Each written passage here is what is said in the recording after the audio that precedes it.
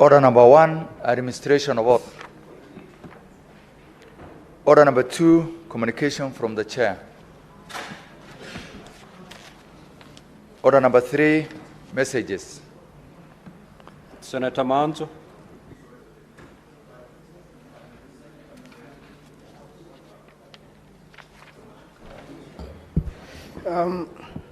Mr. Speaker, sir, I wish to report to the Senate that pursuant to Standing Order 49.1 of the Senate Standing Orders, I have received the following message from the Governor of Makueni County on cessation of logging activities in Kivale Forest in Boone Ward, Makueni County. The message dated Monday, 28th July 2025 was received in my office on Tuesday, 29th July 2025. Pursuant to the Standing Order 49.2, I now report the message, noting that implementation of specific national government policies on natural resources and environmental conservation, including forestry, is a function devolved to county governments, and noting that there have been unexplained ongoing logging activities in Kivale Forest, located in Boone Ward, Makueni County, carried out without knowledge of public participation or participation of the local community, the county government, local administration, and the Community Forest Association, CFA, whereas the wanton logging is being carried out despite an existing national moratorium on logging, and the loggers purportedly claim to possess a court order from a Makueni court authorizing the felling of trees allegedly paid for prior to the moratorium. And whereas intervention by the county government of Makueni as a stakeholder on matters of environment have not been considered, concerned that continued logging poses a serious threat to the local ecosystem, including the degradation of critical water catchment areas such as Mulima Dam. Further, concerned that the loggers are relying on a purported approval of the Kenya Forest Service, KFS, concerned that Kivale Forest is one of the largest forest blocks in Boone constituency, with trees planted more than 52 years ago, and considering that Kivale Forest is the source of Mulima Dam, serving over 5 wards with clean water for drinking.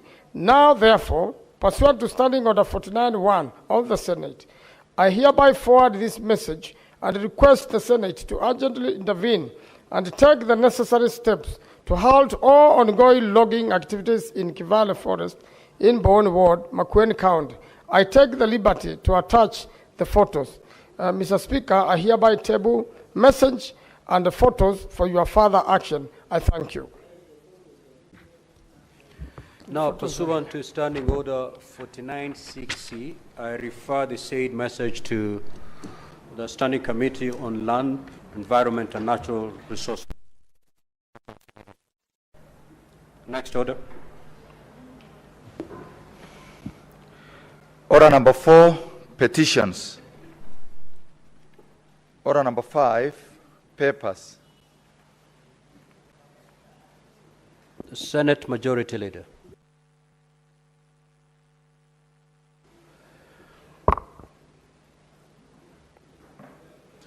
Mr. Speaker, sir, I beg to lay the following paper on the table of the Senate today, 31st July 2025. Report of the Auditor General on financial statements of Machakos County Climate Change Fund, County Government of Machakos for the year ended 30 June 2024. Next order. Order number 6, notices of motion. Order number 7, questions and statements. Statements pursuant to Standing Order 53.1. Senator Catherine Muma.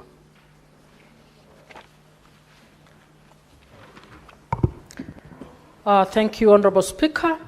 Mr. Speaker, sir, I rise pursuant to Standing Order 53.1 to seek a statement from the Standing Committee on Labor and Social Welfare on a matter of national concern regarding the increasing dire conditions faced by elderly women across the country, particularly those who have been abandoned or are living without family support, caregivers, or access to consistent social protection. In the statement, the committee should address the following: whether the government has a central system or database that comprehensively records and tracks all elderly persons in the country, especially those living in poverty or are at risk of abandonment. 2, how the current social protection programs, such as Inua Jamii and other persons cash transfer program, identifies and enrolls elderly persons, particularly those who are not part of a formal system, who lack documentation and next of kin to assist them.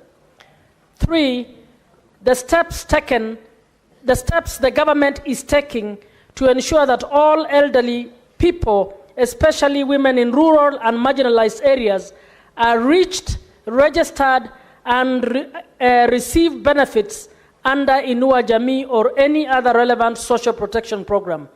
4, to indicate the policy measures in place or being considered to support elderly persons who have no family, caregivers, or homes, including the possibility of establishing or expanding safe homes or community-based elderly care centers.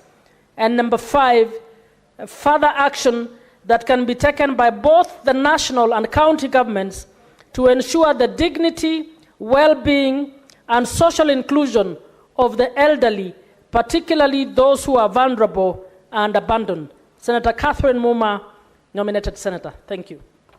Senator for Nandi County, Senator Chiranke.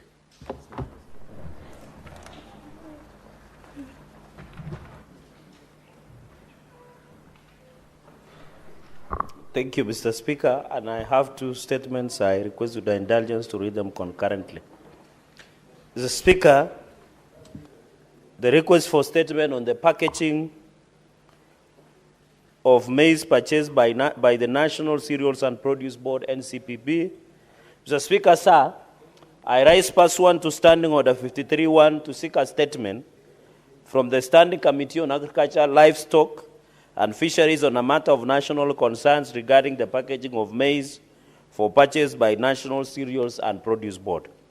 Mr. Speaker, sir, the National Cereals and Produce Board, NCPB, purchases maize from farmers packaged in 90 kilos per bag, with pricing set per bag. However, this practice is contrary to provisions of Section 36(3) of the Crops Regulation number 217 of 2019, which states that the maximum weight for the packaging of each single unit of a food crop shall be 50 kilograms.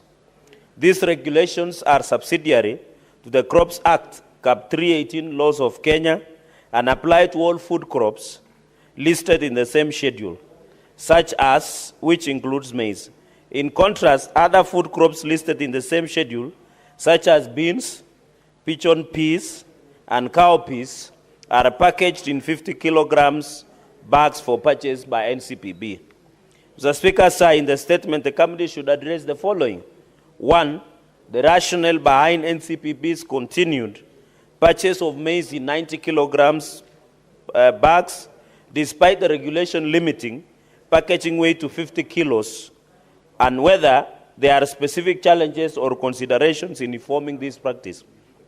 Mr. Speaker, number 2, the reason for the disparity in packaging sizes between maize and other crops, and whether there are plans to revise the packaging standards for maize to align with the regulations.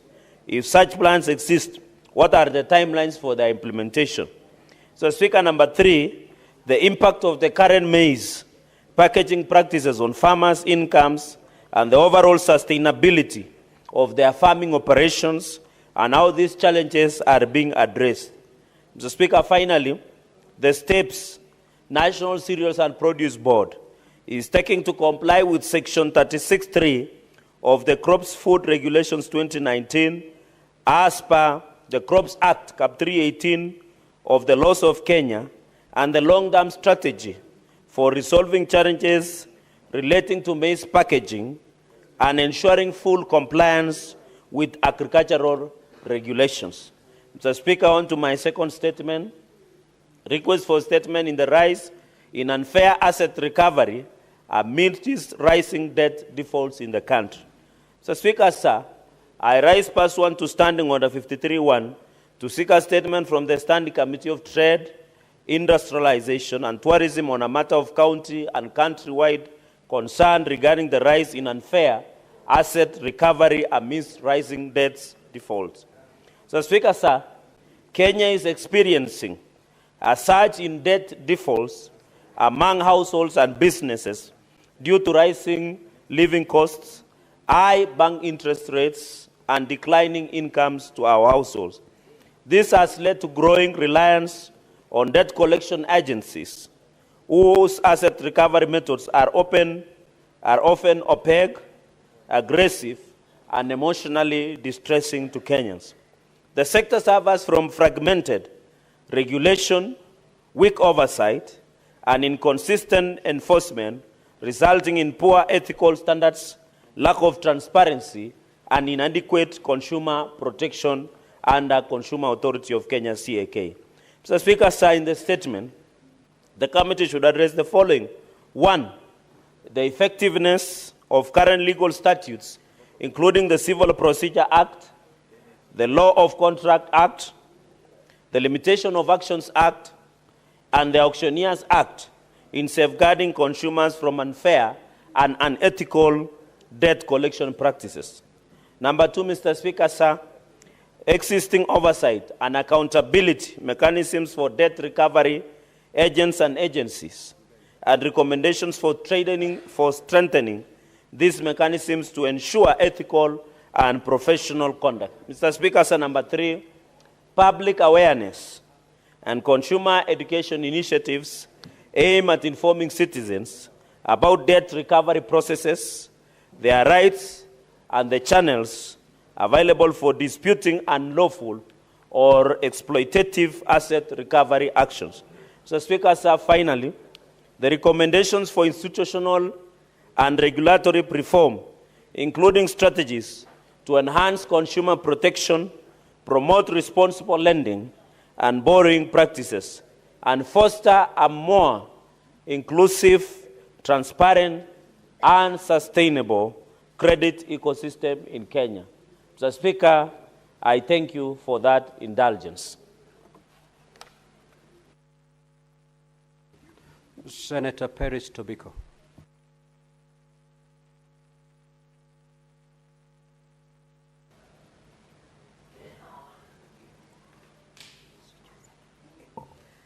Thank you, Mr. Speaker. Mr. Speaker, I arise pursuant to Standing Order 53-1. This is on the case of an infant referred from Loitoktok Sub-County Hospital to Kenyatta National Hospital, but was instead taken to a private facility, Abian Hospital, in Isili, Nairobi. I therefore seek a statement from the Standing Committee on Health on the matter regarding the infant who, though formerly referred from Loitoktok Sub-County Hospital to Kenyatta National Hospital, was instead taken to a private facility, Abian Hospital in Isili, Nairobi, on the 12th June 2025. Mr. Speaker, sir, the 1-year-old infant in question is in urgent need of specialized care, was referred to Kenyatta National Hospital, a public national referral hospital. However, the ambulance transporting the child was diverted mid-route to Abian Hospital in Isili, which is a private health facility. Disturbingly, the infant's family has since been denied access to the child, and the hospital is now demanding a payment of Kenya shillings 3 million. To date, no clear explanation has been provided regarding the diversion, the breakdown of the diversion, the breakdown of the medical bill, or the legal basis for denying parental access. In the statement, the committee should address the following: the circumstances under which a referral to Kenyatta National Hospital was altered and the infant taken to a private hospital, including who authorized the diversion and whether due process was followed. Whether there the committee should investigate whether there exists any formal arrangement between public hospitals and Abian Hospital permitting such transfers, and if so, under what conditions. The third, the committee should get a justification, should know what is a justification for denying the parents access to their child. And lastly, Mr. Speaker, the measures being taken by the Ministry of Health and relevant authorities to investigate this case, including immediate interventions to prevent similar occurrences in the future. Thank you, Mr. Speaker. Senator Lelegwe.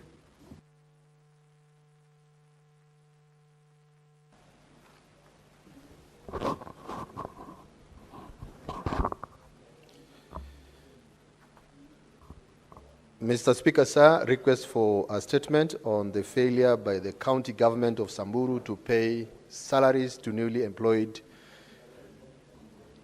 early childhood development and education ECD teachers. Mr. Speaker, sir, I rise pursuant to Standing Order 53-1 to seek a statement from the Standing Committee on Education on a matter of county-wide concern regarding the failure by the county government of Samburu to pay salaries to the early childhood development and education teachers who are employed earlier this year. Mr. Speaker, sir, this raises serious concerns about the welfare, dignity, and rights of ECD teachers in Samburu County who play a fundamental role in development of children and success of the competency-based curriculum. Mr. Speaker, sir, in the statement, the committee should address the following. 1, the number and identities of ECD teachers employed by the county government of Samburu in the 2024-2025 financial year, including details of their respective dates of appointments, stations of deployment, their contractual probation period, as well as the applicable provisions on payment of salaries during probation. 2, the current status of the payment of salaries to the ECD teachers employed in the specified financial year, including the details on whether they have all been assigned the integrated payroll and personal database, IPPD numbers, and if not, include the reasons for the delay and the steps being taken to address the issue. 3, whether there was an adequate budgetary allocation in the 2024-2025 financial year for the remuneration of the ECD teachers, including those employed during the financial year, and if so, obtain information on why the county government has failed to pay the salaries of the ECD teachers who are employed earlier this year, despite receiving its full equitable allocation of revenue raised nationally. 4, the actions being taken to promptly resolve the matter, including details on any disciplinary actions taken against officers responsible for the negligence or systemic inefficiencies that contributed to the situation. Lastly, Mr. Speaker, sir, the measures in place to prevent recurrence of similar delays in the processing of salaries, not only for the ECD teachers, but for all county staff. Thank you, Mr. Speaker. Now, honorable senators, we will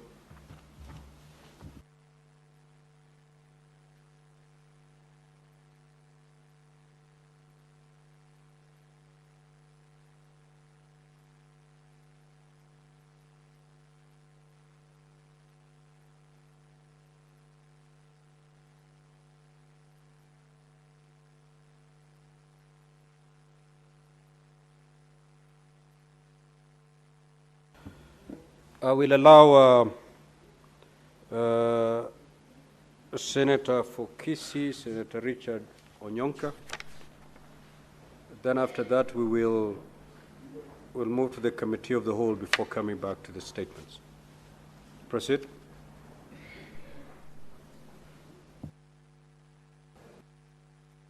Thank you, Honorable Speaker, for allowing me to read a statement on behalf of Senator Richard Onyonka, the Senator of Kisii.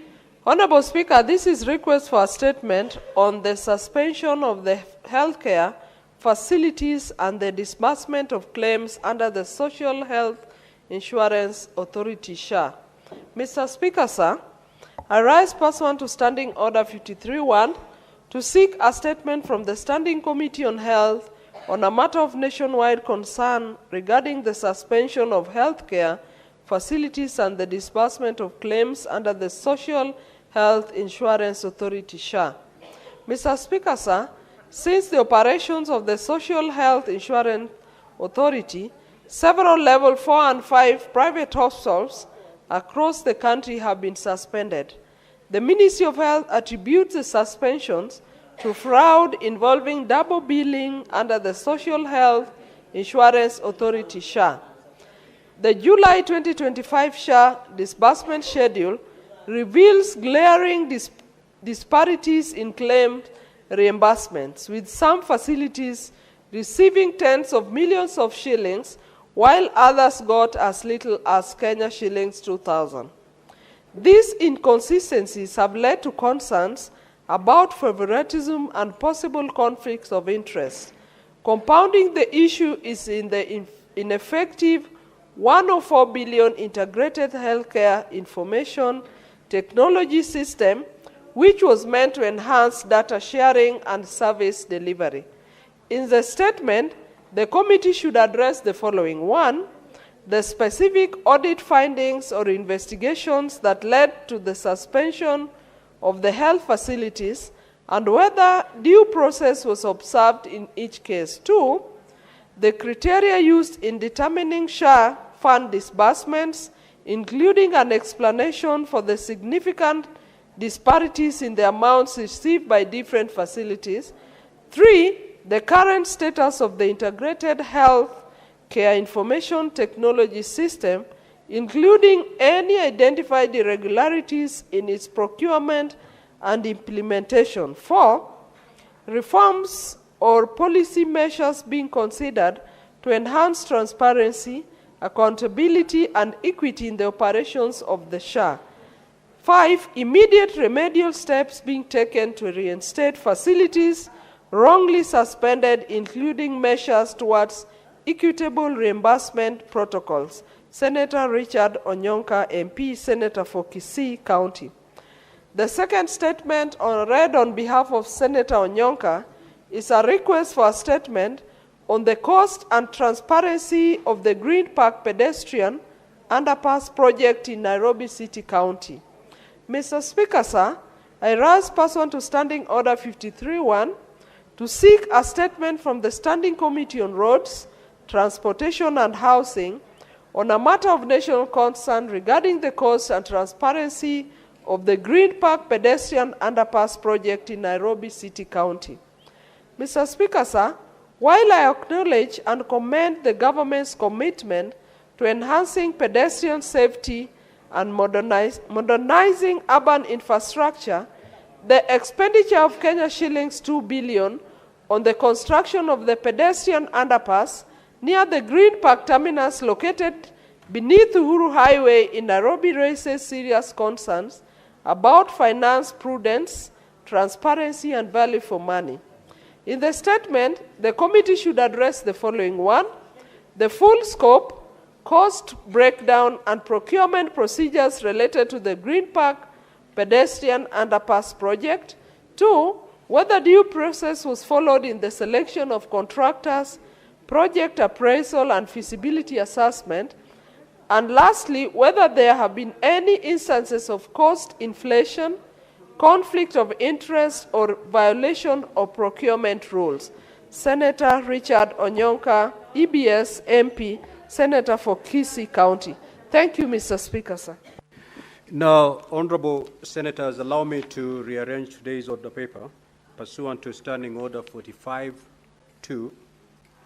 We will now move to Order number 17 to 21. Once we are done, we will resume the normal flow as contained in today's order paper. That is, coming back to the statements. Clerk, kindly call those orders. Order number 17, Committee of the Whole. The Creative Economy Support Bill, Senate Bills number 30 of 2024. Order number 18, Committee of the Whole. The Business Law Amendment Bill, Senate Bills number 51 of 2024. Order number 19, Committee of the Whole. The Early Childhood Education Amendment Bill, Senate Bills number 54 of 2023. Order number 20, Committee of the Whole.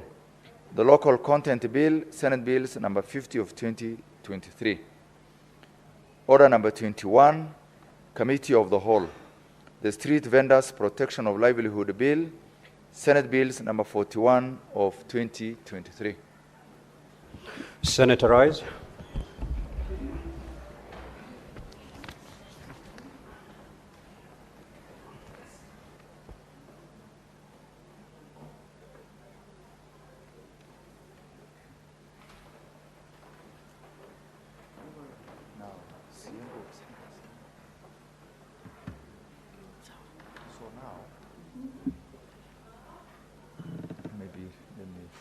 Who's coming here? You can come. Now, Kabata. So,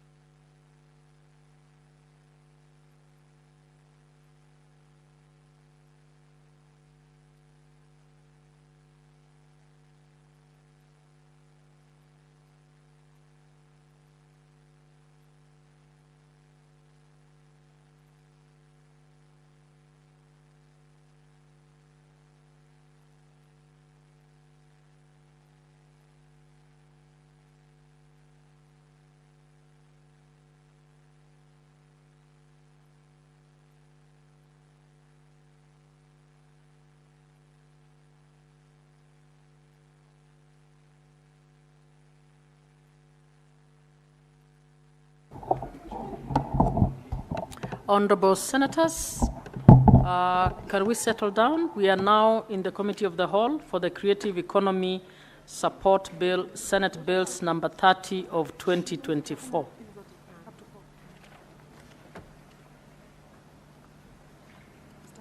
Yes. Clause 3. I propose the question that Clause 3 be part of the bill. Mover.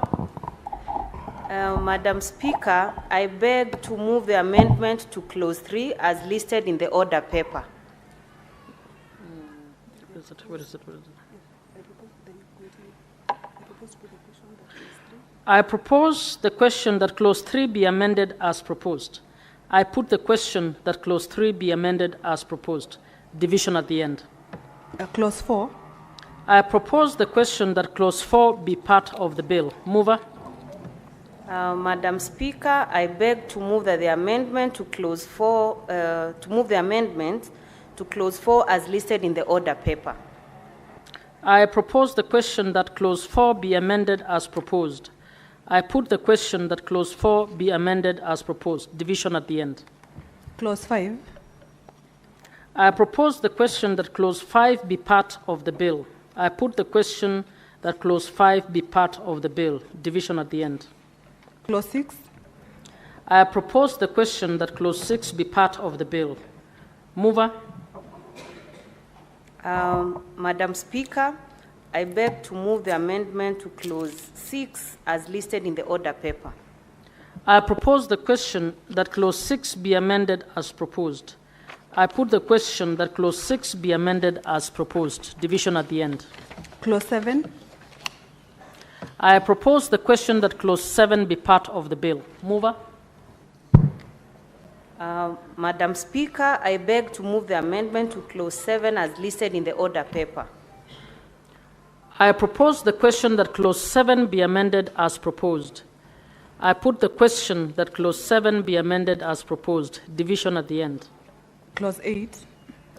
I propose the question that Clause 8 be part of the bill. Mover. Mover. Senator Okenyuri. Madam Speaker, I beg to move the amendment to Clause 8 as listed in the order paper. I propose the question that Clause 8 be amended as proposed. I put the question that Clause 8 be amended as proposed. Division at the end. Clause 9 and 10. I propose the question that Clauses 9 and 8 be part of the bill.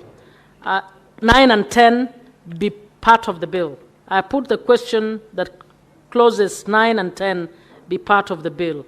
Division at the end. Clause 11. I propose the question that Clause 11 be part of the bill. Mover.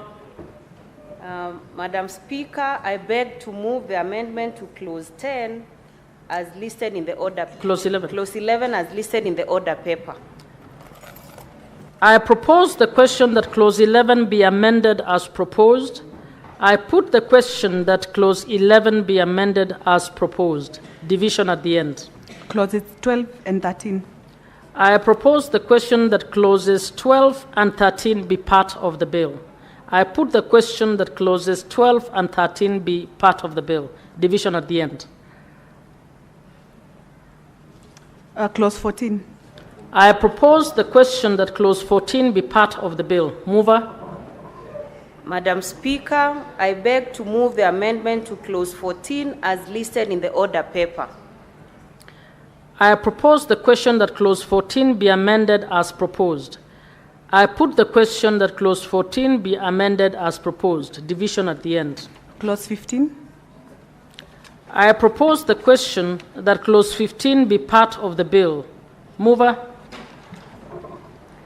Madam Speaker, I beg to move the amendment to Clause 15 as listed in the order paper. I propose the question that Clause 15 be amended as proposed. I put the question that Clause 15 be amended as proposed. Division at the end. Clause 16. I propose the question that Clause 16 be part of the bill. Mover. Madam Speaker, I beg to move the amendment to Clause 16. 16 as listed in the order paper. I propose the question that clause 16 be amended as proposed. I put the question that clause 16 be amended as proposed. Division at the end. Clause 17. I propose the question that clause 17 be part of the bill. Mover. Madam Speaker, I beg to move the amendment to clause 17 as listed in the order paper. I propose the question that clause 17 be amended as proposed. I put the question that clause 17 be amended as proposed. Division at the end. Clause 18. I propose the question that clause 18 be part of the bill. Mover. Madam Speaker, I beg to move the amendment to clause 18 as listed in the order paper. I propose the question that clause 18 be amended as proposed. I put the question that clause 18 be amended as proposed. Division at the end. Clause 19. I propose the question that clause 19 be part of the bill. Mover. Madam Speaker, I beg to move the amendment to clause 19 as listed in the order paper. I propose the question that clause 19 be amended as proposed. I put the question that clause 19 be amended as proposed. Division at the end. Clause 20. I propose the question that clause 20 be part of the bill. I put the question that clause 20 be part of the bill. Division at the end. Clause 21. I propose the question that clause 21 be part of the bill. Mover.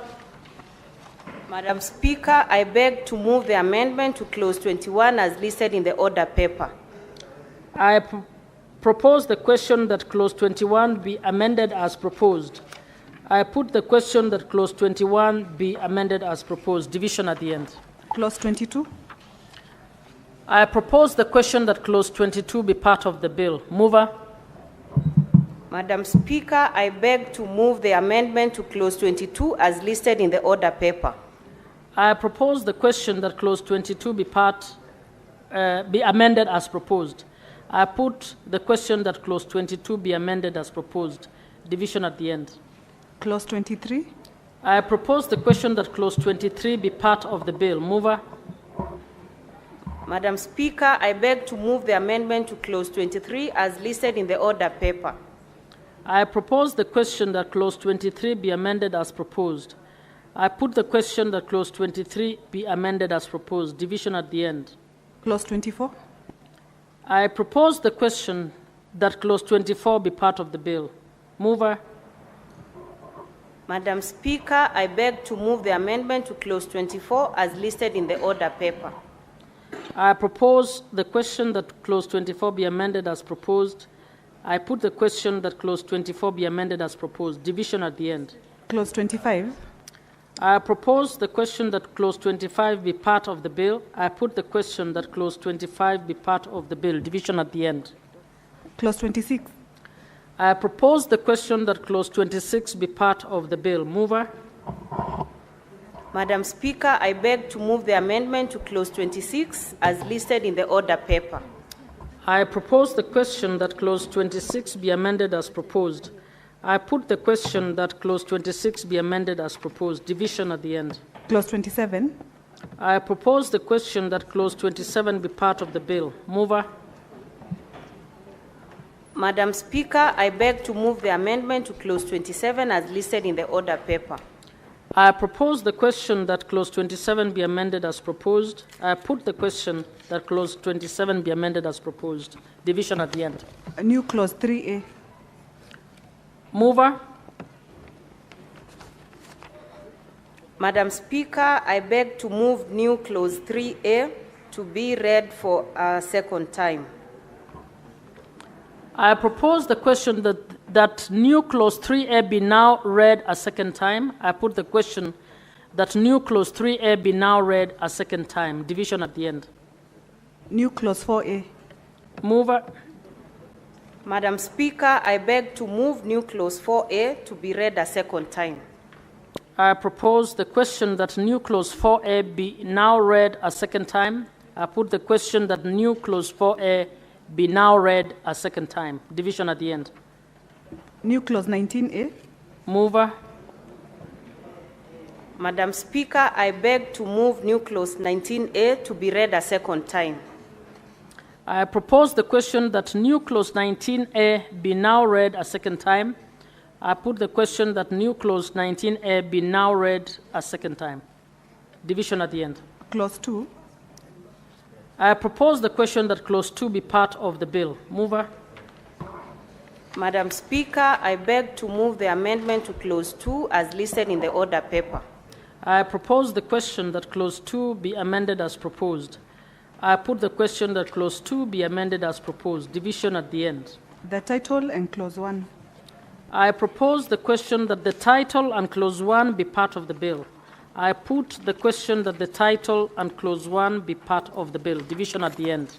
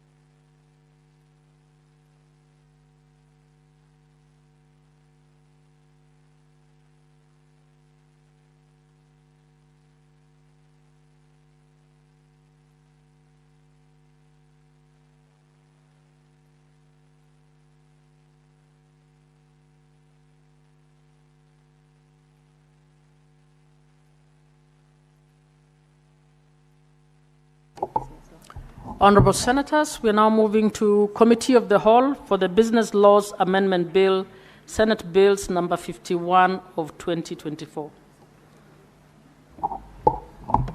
Clauses 2, 3, 4, 5, 6, 7, 8, 9, 10, 11, and 12. I propose the question that clauses 2, 3, 4, 5, 6, 7, 8, 9, 10, 11, and 12 be part of the bill. I put the question that clauses 2, 3, 4, 5, 6, 7, 8, 9, 10, 11, and 12 be part of the bill. Division at the end. Clauses 13, 14, 15, 16, 17, 18, 19, 20, 21, 22, 23, and 24. I propose the question that clauses 13, 14, 15, 16, 17, 18, 19, 20, 21, 22, 23, and 24 be part of the bill.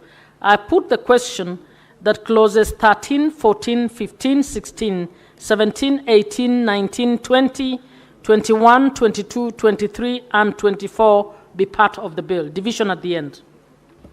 The title and clause 1. I propose the question that the title and clause 1 be part of the bill. I put the question that the title and clause 1 be part of the bill. Division at the end.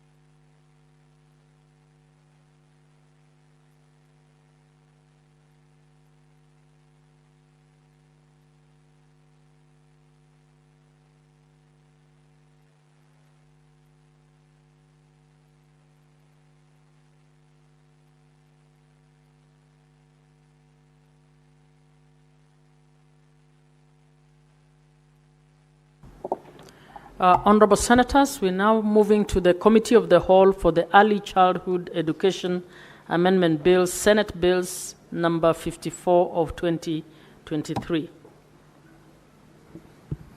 Clause 2. I propose the question that Clause 2 be part of the bill. Mover? I beg to move that Clause 2 be amended as indicated in the order paper. I propose the question that Clause 2 be amended as proposed. I put the question that Clause 2 be amended as proposed. Division at the end. Clause 3. I propose the question that Clause 3 be part of the bill. I put the question that Clause 3 be part of the bill. Division at the end. The title and Clause 1. I propose the question that the title and Clause 1 be part of the bill. I put the question that the title and Clause 1 be part of the bill. Division at the end.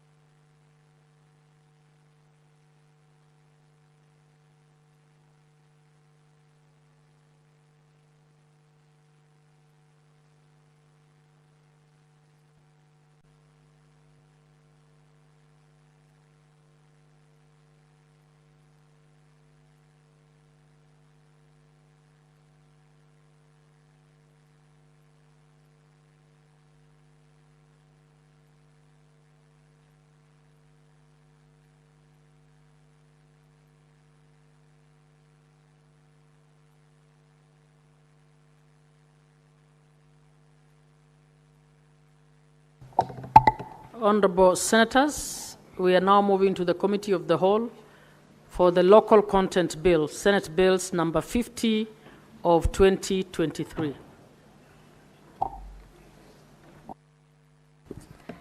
Clauses 3, 4, 5, and 6. I propose the question that Clauses 3, 4, 5, and 6 be part of the bill. I put the question that Clauses 3, 4, 5, and 6 be part of the bill. Division at the end. Clause 7. I propose the question that Clause 7 be part of the bill. Chairperson? Thank you, Madam Chair. I move that Clause 7 be moved as per the order paper, be amended as per the order paper. I propose the question that Clause 7 be amended as proposed. I put the question that Clause 7 be amended as proposed. Division at the end. Clauses 8 and 9. I propose the question that Clauses 8 and 9 be part of the bill. I put the question that Clauses 8 and 9 be part of the bill. Division at the end. Clause 10. I propose the question that Clause 10 be part of the bill. Chairperson? Madam Chair, I propose that Clause 10 be amended as by the order paper. I propose the question that Clause 10 be amended as proposed. I put the question that Clause 10 be amended as proposed. Division at the end. Clause 11. I propose the question that Clause 11 be part of the bill. Chairperson? Madam Chair, I propose that Clause 11 be amended as proposed on the order paper. I propose the question that Clause 11 be amended as proposed. I put the question that Clause 11 be amended as proposed. Division at the end. Clause 12. I propose the question that Clause 12 be part of the bill. Chairperson? Madam Chair, I propose that Clause 12 be amended as proposed in the order paper. I propose the question that Clause 12 be amended as proposed. I put the question that Clause 12 be amended as proposed. Division at the end. Clauses 13, 14, and 15. I propose the question that Clauses 13, 14, 15 be part of the bill. I put the question that Clauses 13, 14, 15 be part of the bill. Division at the end. Clause 16. I propose the question that clause 16 be part of the bill. Chairperson. Madam Chair, I propose that clause 16 be amended as proposed in the order paper. I propose the question that clause 16 be amended as proposed. I put the question that clause 16 be amended as proposed. Division at the end. Clauses 19. Clauses 17 and 18. I propose the question that clauses 17 and 18 be part of the bill. I put the question that clauses 17 and 18 be part of the bill. Division at the end. Clause 19. I propose the question that clause 19 be part of the bill. Chairperson. Madam Chair, I propose that clause 19 be amended as proposed in the order paper. I propose the question that clause 19 be amended as proposed. I put the question that clause 19 be amended as proposed. Division at the end. Clause 20. I propose the question that clause 20 be part of the bill. I put the question that clause 20 be part of the bill. Division at the end. Clause 21. I propose the question that clause 21 be part of the bill. Chairperson. Madam Chair, I propose that clause 21 be amended as proposed in the order paper. I propose the question that clause 21 be amended as proposed. I put the question that clause 21 be amended as proposed. Division at the end. Clause 22. I propose the question that clause 22 be part of the bill. Chairperson. Madam Chair, I propose that clause 22 be amended as in the order paper. I propose the question that clause 22 be amended as proposed. I put the question that clause 22 be amended as proposed. Division at the end. Clause 23. I propose the question that clause 23 be part of the bill. I put the question that clause 23 be part of the bill. Division at the end. Clause 24. I propose the question that clause 24 be part of the bill. Chairperson. Madam Chair, I also propose that clause 24 be amended as proposed in the order paper. I propose the question that clause 24 be amended as proposed. I put the question that clause 24 be amended as proposed. Division at the end. Clauses 25, 26, and 27. I propose the question that clauses 25, 26, and 27 be part of the bill. I put the question that clauses 25, 26, and 27 be part of the bill. Division at the end. Clause 28. I propose the question that clause 28 be part of the bill. Chairperson. Madam Chair, I propose that clause 28 be amended as proposed in the order paper. I propose the question that clause 28 be amended as proposed. I put the question that clause 28 be amended as proposed. Division at the end. Clause 29. I propose the question that clause 29 be part of the bill. I put the question that clause 29 be part of the bill. Division at the end. Clause 30. I propose the question that clause 30 be part of the bill. Chairperson. Madam Chair, I propose that clause 30 be amended as proposed in the order paper. I propose the question that clause 30 be amended as proposed. I put the question that clause 30 be amended as proposed. Division at the end. Clause 31. I propose the question that clause 31 be part of the bill. Chairperson. Madam Chair, I propose that clause 31 be amended as proposed in the order paper. I propose the question that clause 31 be amended as proposed. I put the question that clause 31 be amended as proposed. Division at the end. Clauses 32, 33, 34, 35, and 36. I propose the question that clauses 32, 33, 34, 35, and 36 be part of the bill. I put the question that clauses 32, 33, 34, 35, and 36 be part of the bill. Division at the end. Clause 37. I propose the question that clause 37 be part of the bill. Chairperson. Madam Chair, I propose that clause 37 be amended as proposed in the order paper. I propose the question that clause 37 be amended as proposed. I put the question that clause 37 be amended as proposed. Division at the end.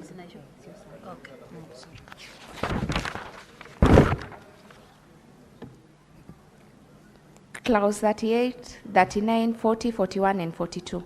I propose the question that clauses 38, 39, 40, 41, and 42 be part of the bill. I put the question that clauses 38, 39, 40, 41, and 42 be part of the bill. Division at the end. Clause 43. I propose the question that clause 43 be part of the bill. Chairperson. Madam Chair, I propose that clause 43 be amended as proposed in the order paper. I propose the question that clause 43 be amended as proposed. I put the question that clause 43 be amended as proposed. Division at the end. Clause 44.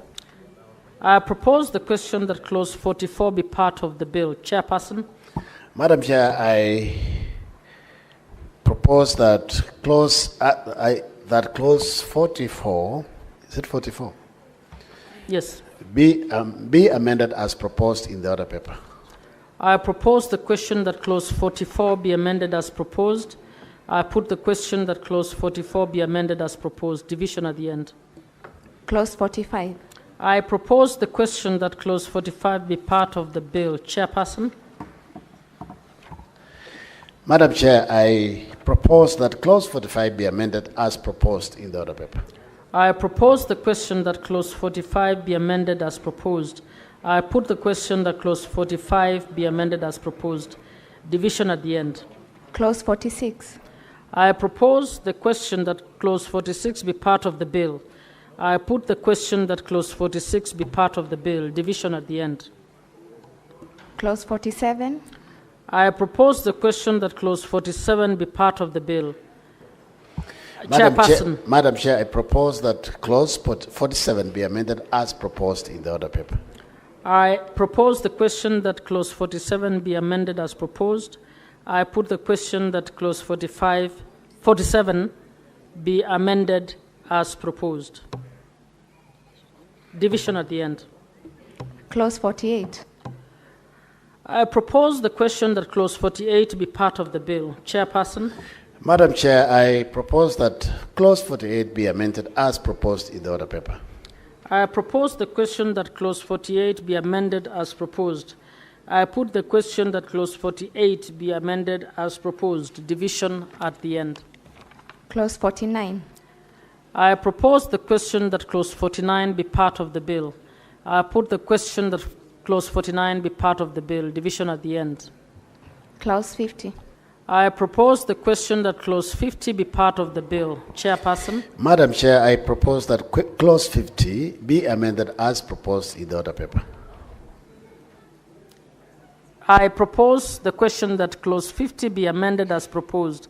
I put the question that clause 50 be amended as proposed. Division at the end. Clause 51. I propose the question that clause 51 be part of the bill.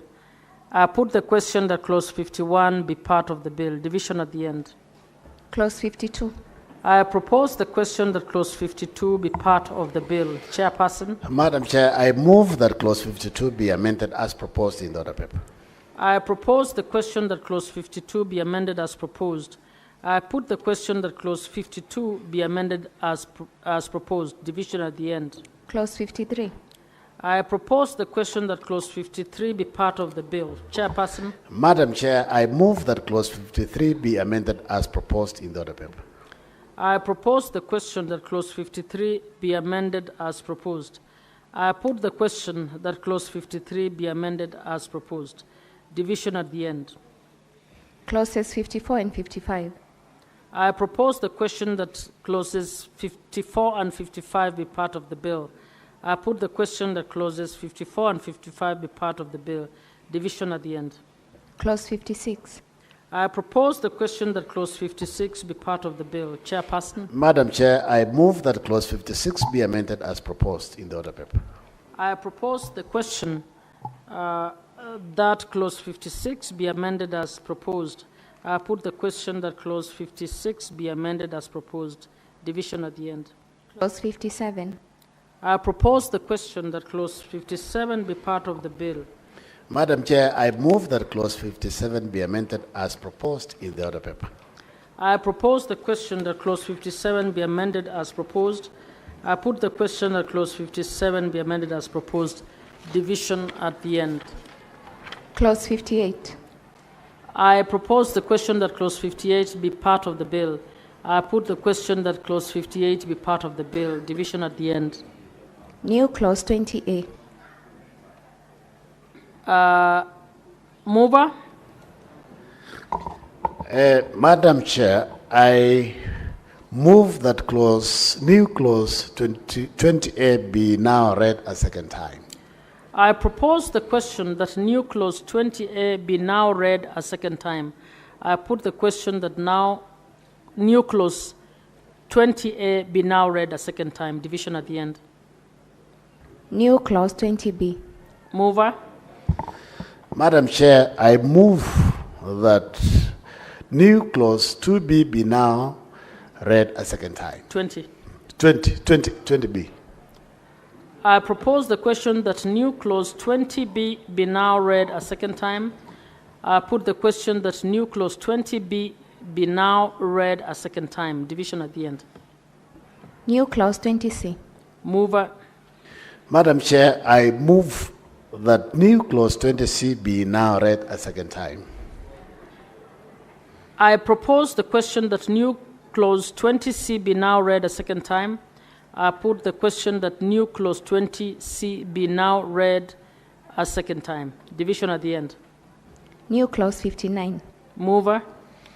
Madam Chair, I move that new clause 59 be now read a second time.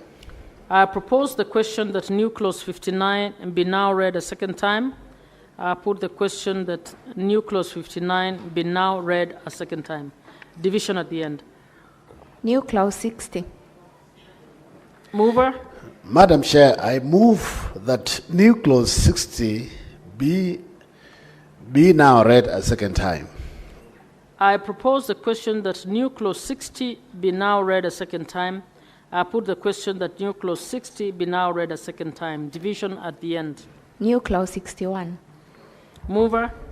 Madam Chair, I move that new clause 61 be now read a second time. I propose the question that new clause 61 be now read a second time.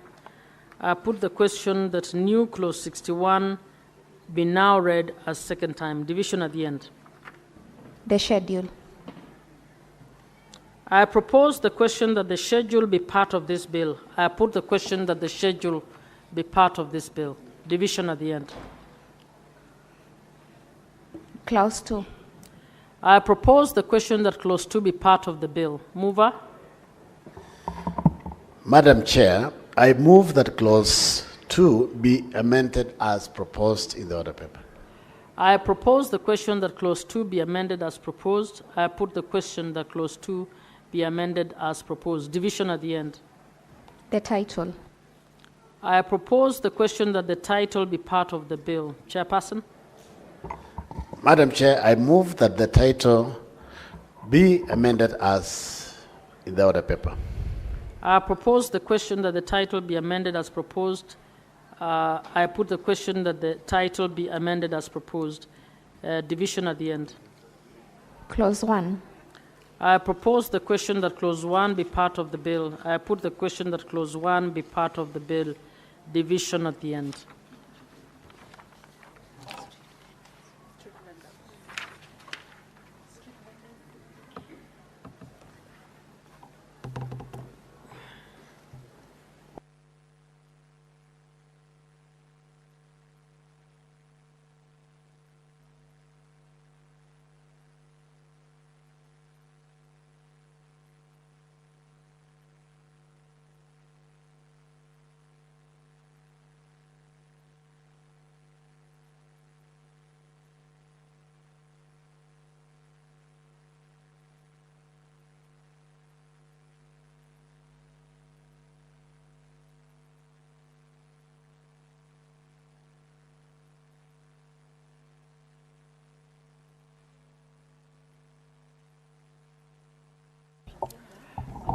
Honorable Senators, we are now moving into Committee of the Whole for the Street Vendors Protection of Livelihood Bill, Senate Bills number 41 of 2023. Clause 3. I propose the question that Clause 3 be part of the bill. I put the question that Clause 3 be part of the bill. Division at the end. Clause 4. I propose the question that Clause 4 be part of the bill. Mover.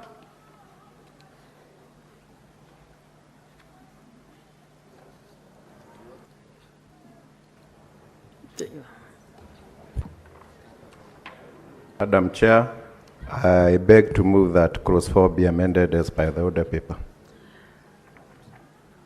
I propose the question that Clause 4 be amended as proposed. I put the question that Clause 4 be amended as proposed. Division at the end. Clause 5. I propose the question that Clause 5 be part of the bill. Mover. Madam Chair, I propose that Clause 5 be amended as per the order paper. I propose the question that Clause 5 be amended as proposed. I put the question that Clause 5 be amended as proposed. Division at the end. Clause 6. I propose the question that Clause 6 be part of the bill. I put the question that Clause 6 be part of the bill. Division at the end. Clause 7. I propose the question that Clause 7 be part of the bill. Mover. Madam Chair, I beg to move that Clause 7 be amended as by the order paper. I propose the question that Clause 7 be amended as proposed. I put the question that Clause 7 be amended as proposed. Division at the end. Clause 8. I propose the question that Clause 8 be part of the bill. Mover. Madam Chair, I beg to move that Clause 8 be amended as per the order paper. I propose the question that Clause 8 be amended as proposed. I put the question that Clause 8 be amended as proposed. Division at the end. Clause 9. I propose the question that Clause 9 be part of the bill. Mover. Madam Chair, I beg to move that Clause 9 be amended as per the order paper. I propose the question that Clause 9 be amended as proposed. I put the question that Clause 9 be amended as proposed. Division at the end. Clause 10. I propose the question that Clause 10 be part of the bill. Mover. Madam Chair, I beg to move that Clause 10 be amended as per the order paper. I propose the question that Clause 10 be amended as proposed. I put the question that Clause 10 be amended as proposed. Division at the end. Clause 11. I propose the question that Clause 11 be part of the bill. I put the question that Clause 11 be part of the bill. Division at the end. Clause 12. I propose the question that Clause 12 be part of the bill. Mover. Madam Chair, I beg to propose that Clause 12 is amended as per the order paper. I propose the question that Clause 12 be amended as proposed. I put the question that Clause 12 be amended as proposed. Division at the end. Clause 13. I propose the question that Clause 13 be part of the bill. Mover. Madam Chair, I beg to move that Clause 13 be amended as per the order paper. I propose the question that Clause 13 be amended as proposed. I put the question that Clause 13 be amended as proposed. Division at the end. Clause 14. I propose the question that Clause 14 be part of the bill. Mover. Madam Chair, I beg to move that Clause 14 be amended as per the order paper. I propose the question that Clause 14 be amended as proposed. I put the question that Clause 14 be amended as proposed. Division at the end. Clause 15. I propose the question that Clause 15 be part of the bill. Mover. Madam Chair, I beg to move that Clause 15 be amended as per the order paper. I propose the question that Clause 15 be amended as proposed. I put the question that Clause 15 be amended as proposed. Division at the end. Clause 16. I propose the question that Clause 16 be part of the bill. Mover. Madam Chair, I beg to move that Clause 16 be amended as per the order paper. I propose to move, I propose the question that clause 16 be amended as proposed. I put the question that clause 16 be amended as proposed. Division at the end. Clause 17. I propose the question that clause 17 be part of the bill. Mover? Madam Chair, I beg to move that clause 17 be amended as per the order paper. I propose the question that clause 17 be amended as proposed. I put the question that clause 17 be amended as proposed. Division at the end. Clauses 18 to 20. I propose the question that clauses 18, 19, and 20 be part of the bill. I put the question that clauses 18, 19, and 20 be part of the bill. Division at the end. Clause 21. I propose the question that clause 21 be part of the bill. Mover? Madam Chair, I beg to move that clause 21 be amended as per the order paper. I propose the question that clause 21 be amended as proposed. I put the question that clause 21 be amended as proposed. Division at the end. Clause 22. I propose the question that clause 22 be part of the bill. Mover? Madam Chair, I beg to move that clause 22 be amended as per the order paper. I propose the question that clause 22 be amended as proposed. I put the question that clause 22 be amended as proposed. Division at the end. Clause 23. I propose the question that clause 23 be part of the bill. I put the question that clause 23 be part of the bill. Division at the end. Clause 24. I propose the question that clause 24 be part of the bill. Mover? Madam Chair, I beg to move that clause 24 be amended as per the order paper. I propose the question that clause 24 be amended as proposed. I put the question that clause 24 be amended as proposed. Division at the end. Clauses 25 to 30. I propose the question that clauses 25, 26, 27, 28, 29, and 30 be part of the bill. I put the question that clauses 25, 26, 27, 28, 29, and 30 be part of the bill. Division at the end. Clause 31. I propose the question that clause 31 be part of the bill. Mover? Madam Chair, I beg to move that clause 31 be amended as per the order paper. I propose the question that clause 31 be amended as proposed. I put the question that clause 31 be amended as proposed. Division at the end. Clause 32. I propose the question that clause 32 be part of the bill. I put the question that clause 32 be part of the bill. Division at the end. The schedule. I propose the question that the schedule be part of the bill. Mover? Madam Chair, I beg to move that the schedule be amended as per the order paper. I propose the question that the schedule be amended as proposed. I put the question that the schedule be amended as proposed. Division at the end. Clause 2, the title, and clause 1. I propose the question that clause 2, the title, and clause 1 be part of the bill. I put the question that clause 2, the title, and clause 1 be part of the bill. Division at the end.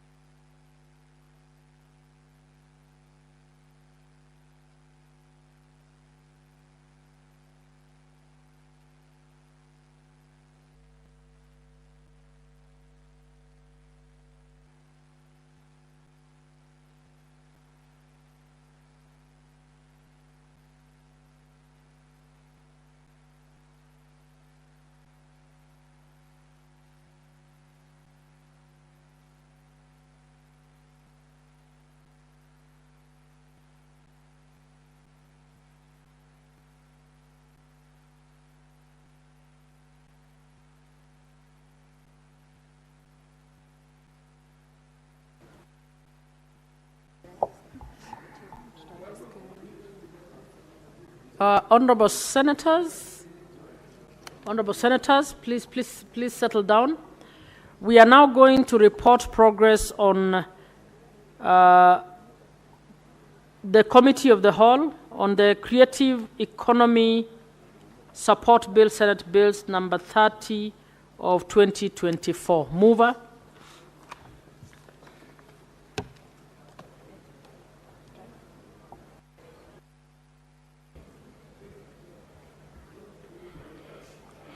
Honorable Chair, Standing Order 153, I beg to move that the Committee of the Whole do report progress on its consideration of the Creative Economy Support Bill, Senate Bills number 30 of 2024, and seek leave to sit again tomorrow.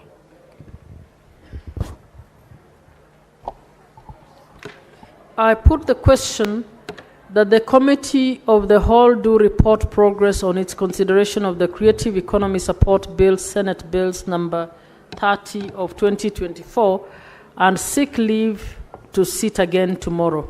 Will as many as are of that opinion say aye? Aye. Will as many as are of a contrary opinion say nay?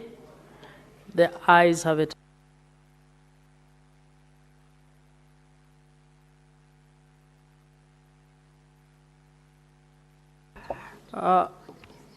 Honorable members, we are now going to report progress on the Business Laws Amendment Bill, Senate Bill number 51 of 2024. Mover.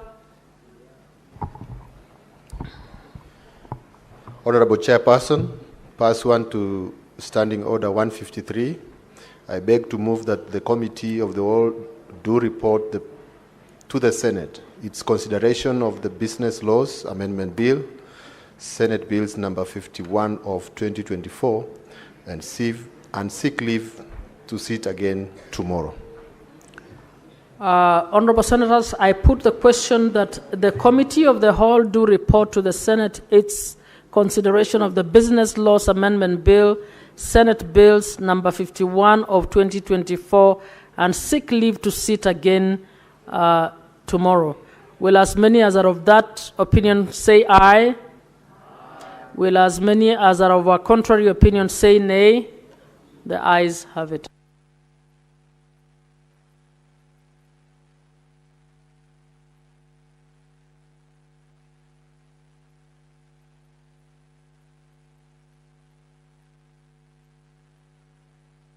Honorable Senators, we are now going to report progress on the Early Childhood Education Amendment Bill, Senate Bills number 54 of 2023. Mover. Honorable Chair, pursuant to Standing Order number 158, I beg to move that the Committee of the Whole do report to the Senate on its consideration of the Early Childhood Education Amendment Bill, Senate Bills number 54 of 2023, and seek leave to sit again tomorrow. Honorable Senators, I put the question that the Committee of the Whole do report to the Senate on the consideration of the Early Childhood Education Amendment Bill, Senate Bills number 54 of 2023, and seek leave to sit again tomorrow. Will as many as are of that opinion say aye? Will as many as are of a contrary opinion say nay? The ayes have it. Honorable members, we are now going to report progress on the Local Content Bill, Senate Bills number 50 of 2023. Mover. Honorable Chairperson, pursuant to Standing Order 153, I beg to move that the Committee of the Whole do report to the Senate its consideration of the Local Content Bill, Senate Bills number 50 of 2023, and seek leave to sit again tomorrow or another day. Senator Nyamu, can you sit down and stop speaking in loud voices, please?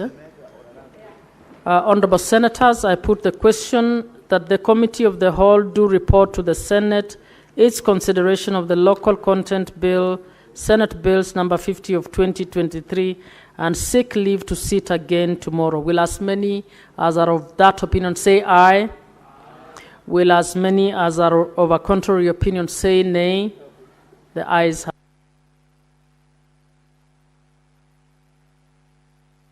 Honorable Senators, we are now reporting progress on the Street Vendors Protection of Livelihood Bill, Senate Bills number 41 of 2023. Mover.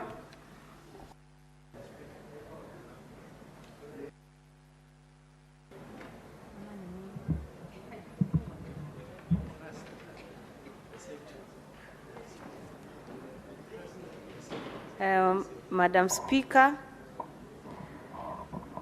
pursuant to Standing Order 153, I beg to move that the Committee of the Whole do report on its consideration of the Street Vendors that Protection of Livelihood Bill, Senate Bills number 41 of 2023, and seek leave to sit again tomorrow or another day.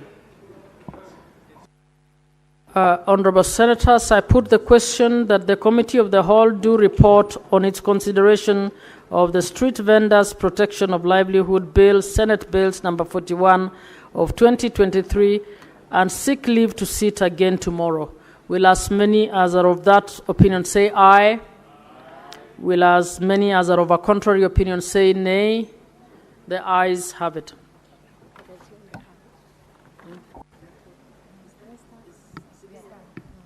Mr. Speaker.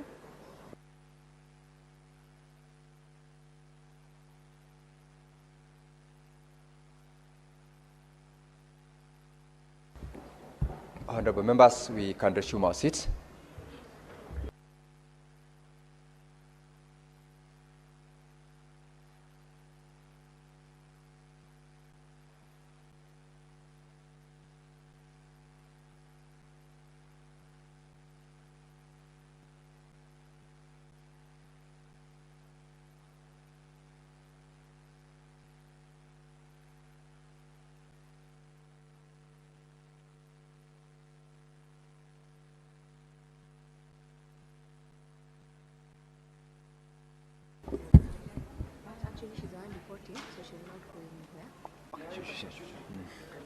Now, honorable members, Senator Tabitha, take your seat. The chair will give you instructions on how you will deal with your concerns.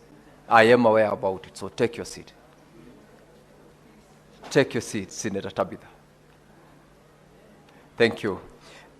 Members, we are now reporting on the progress by the Committee of the Whole on the bills which have just been dealt with. We will start with the Creative Economy Support Bill, Senate Bills number 30 of 2024. I call upon the mover to move.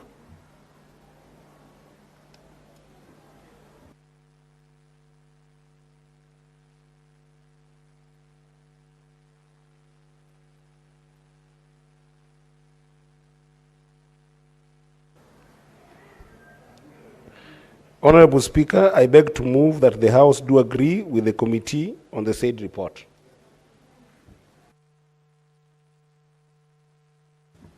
Chairperson.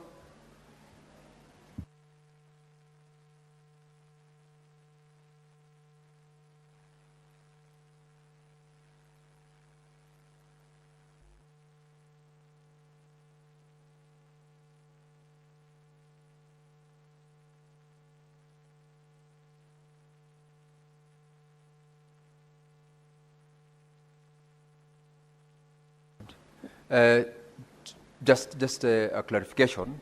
You are not in this particular bill, so let's have first of all Senator Muma, who was the chairperson of the session, to report. Yes. Senator Muma.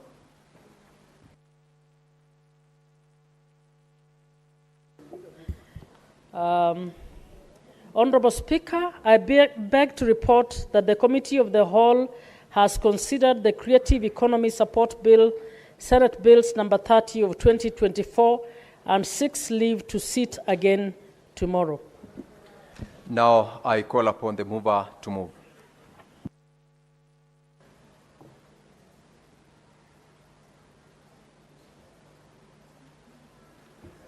Honorable Speaker, I beg to move that the House do agree with the committee on the said report and call upon the senator for Samburu, Senator Lelegwe, to second. Senator Lelengwe. Mr. Speaker, sir, I second.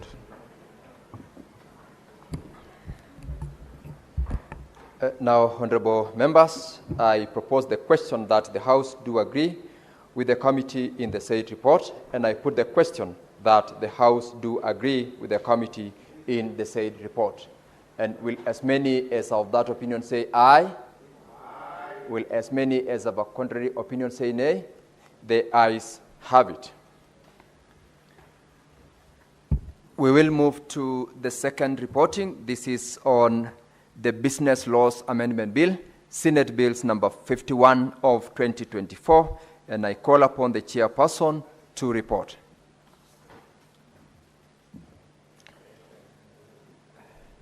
Honorable Speaker, I beg to report that the Committee of the Whole has considered the Business Laws Amendment Bill, Senate Bills number 51 of 2024, and seeks leave to sit again tomorrow. The mover to proceed to move. Honorable Speaker, sir, I beg to move that the House do agree with the committee in the said report.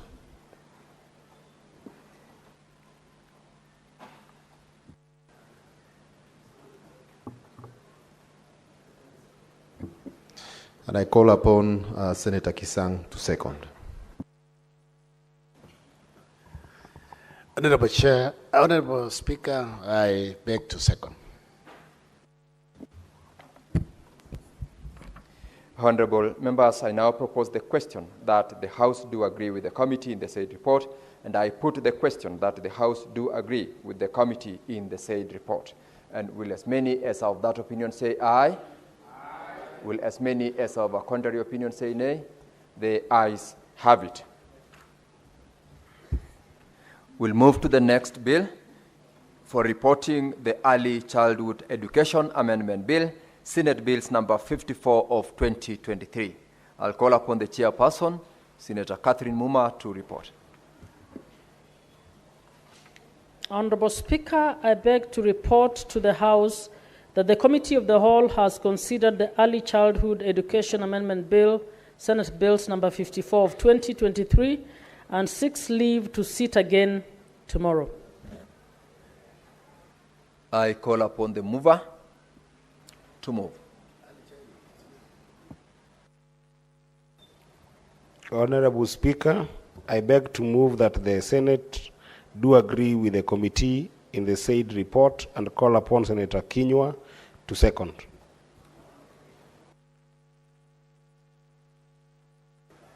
Mr. Speaker, I second. Honorable Senators, I now propose the question that the Senate do agree with the committee in the said report, and I put the question that the House do agree with the committee in the said report. Will as many as of that opinion say aye? Aye. Senator Lelengwe. Senator Lelengwe. Will as many as of that opinion say aye? Aye. Will as many as of a contrary opinion say nay? The ayes have it. Senator Lelengwe, you are a senior member of this House and a leader. Much is expected of you. You may proceed to take your leave.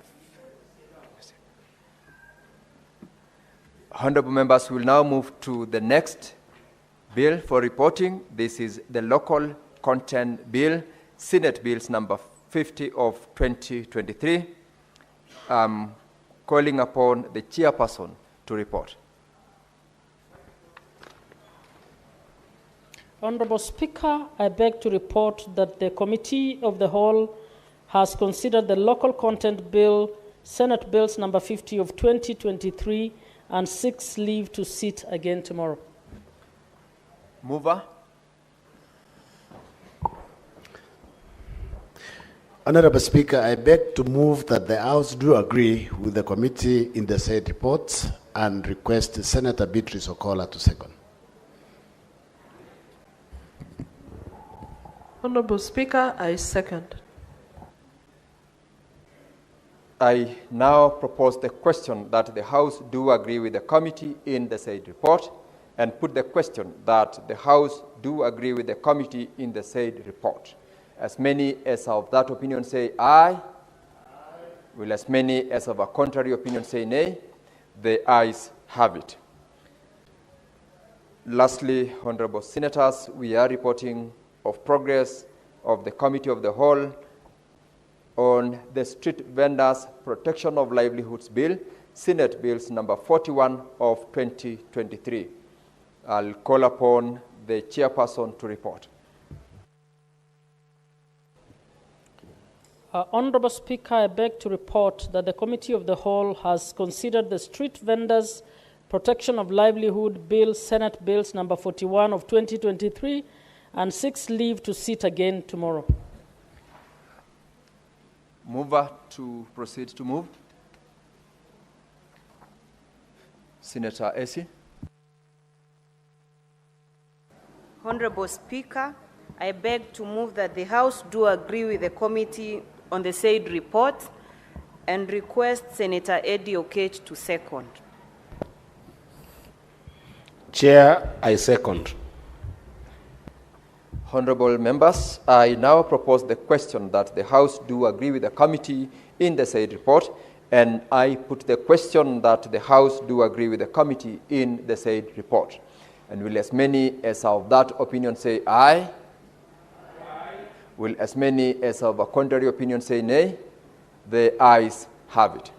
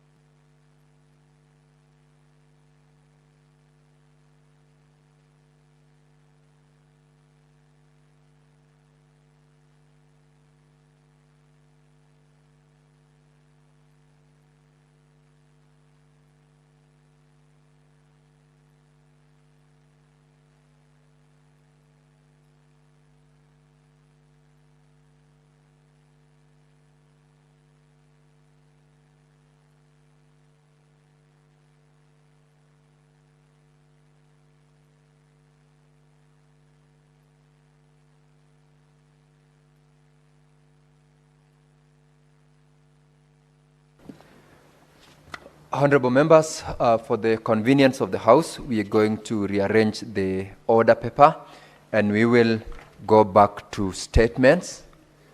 I have seen in the House Senator James Murango of Kirinyaga. I will allow you to read your statement.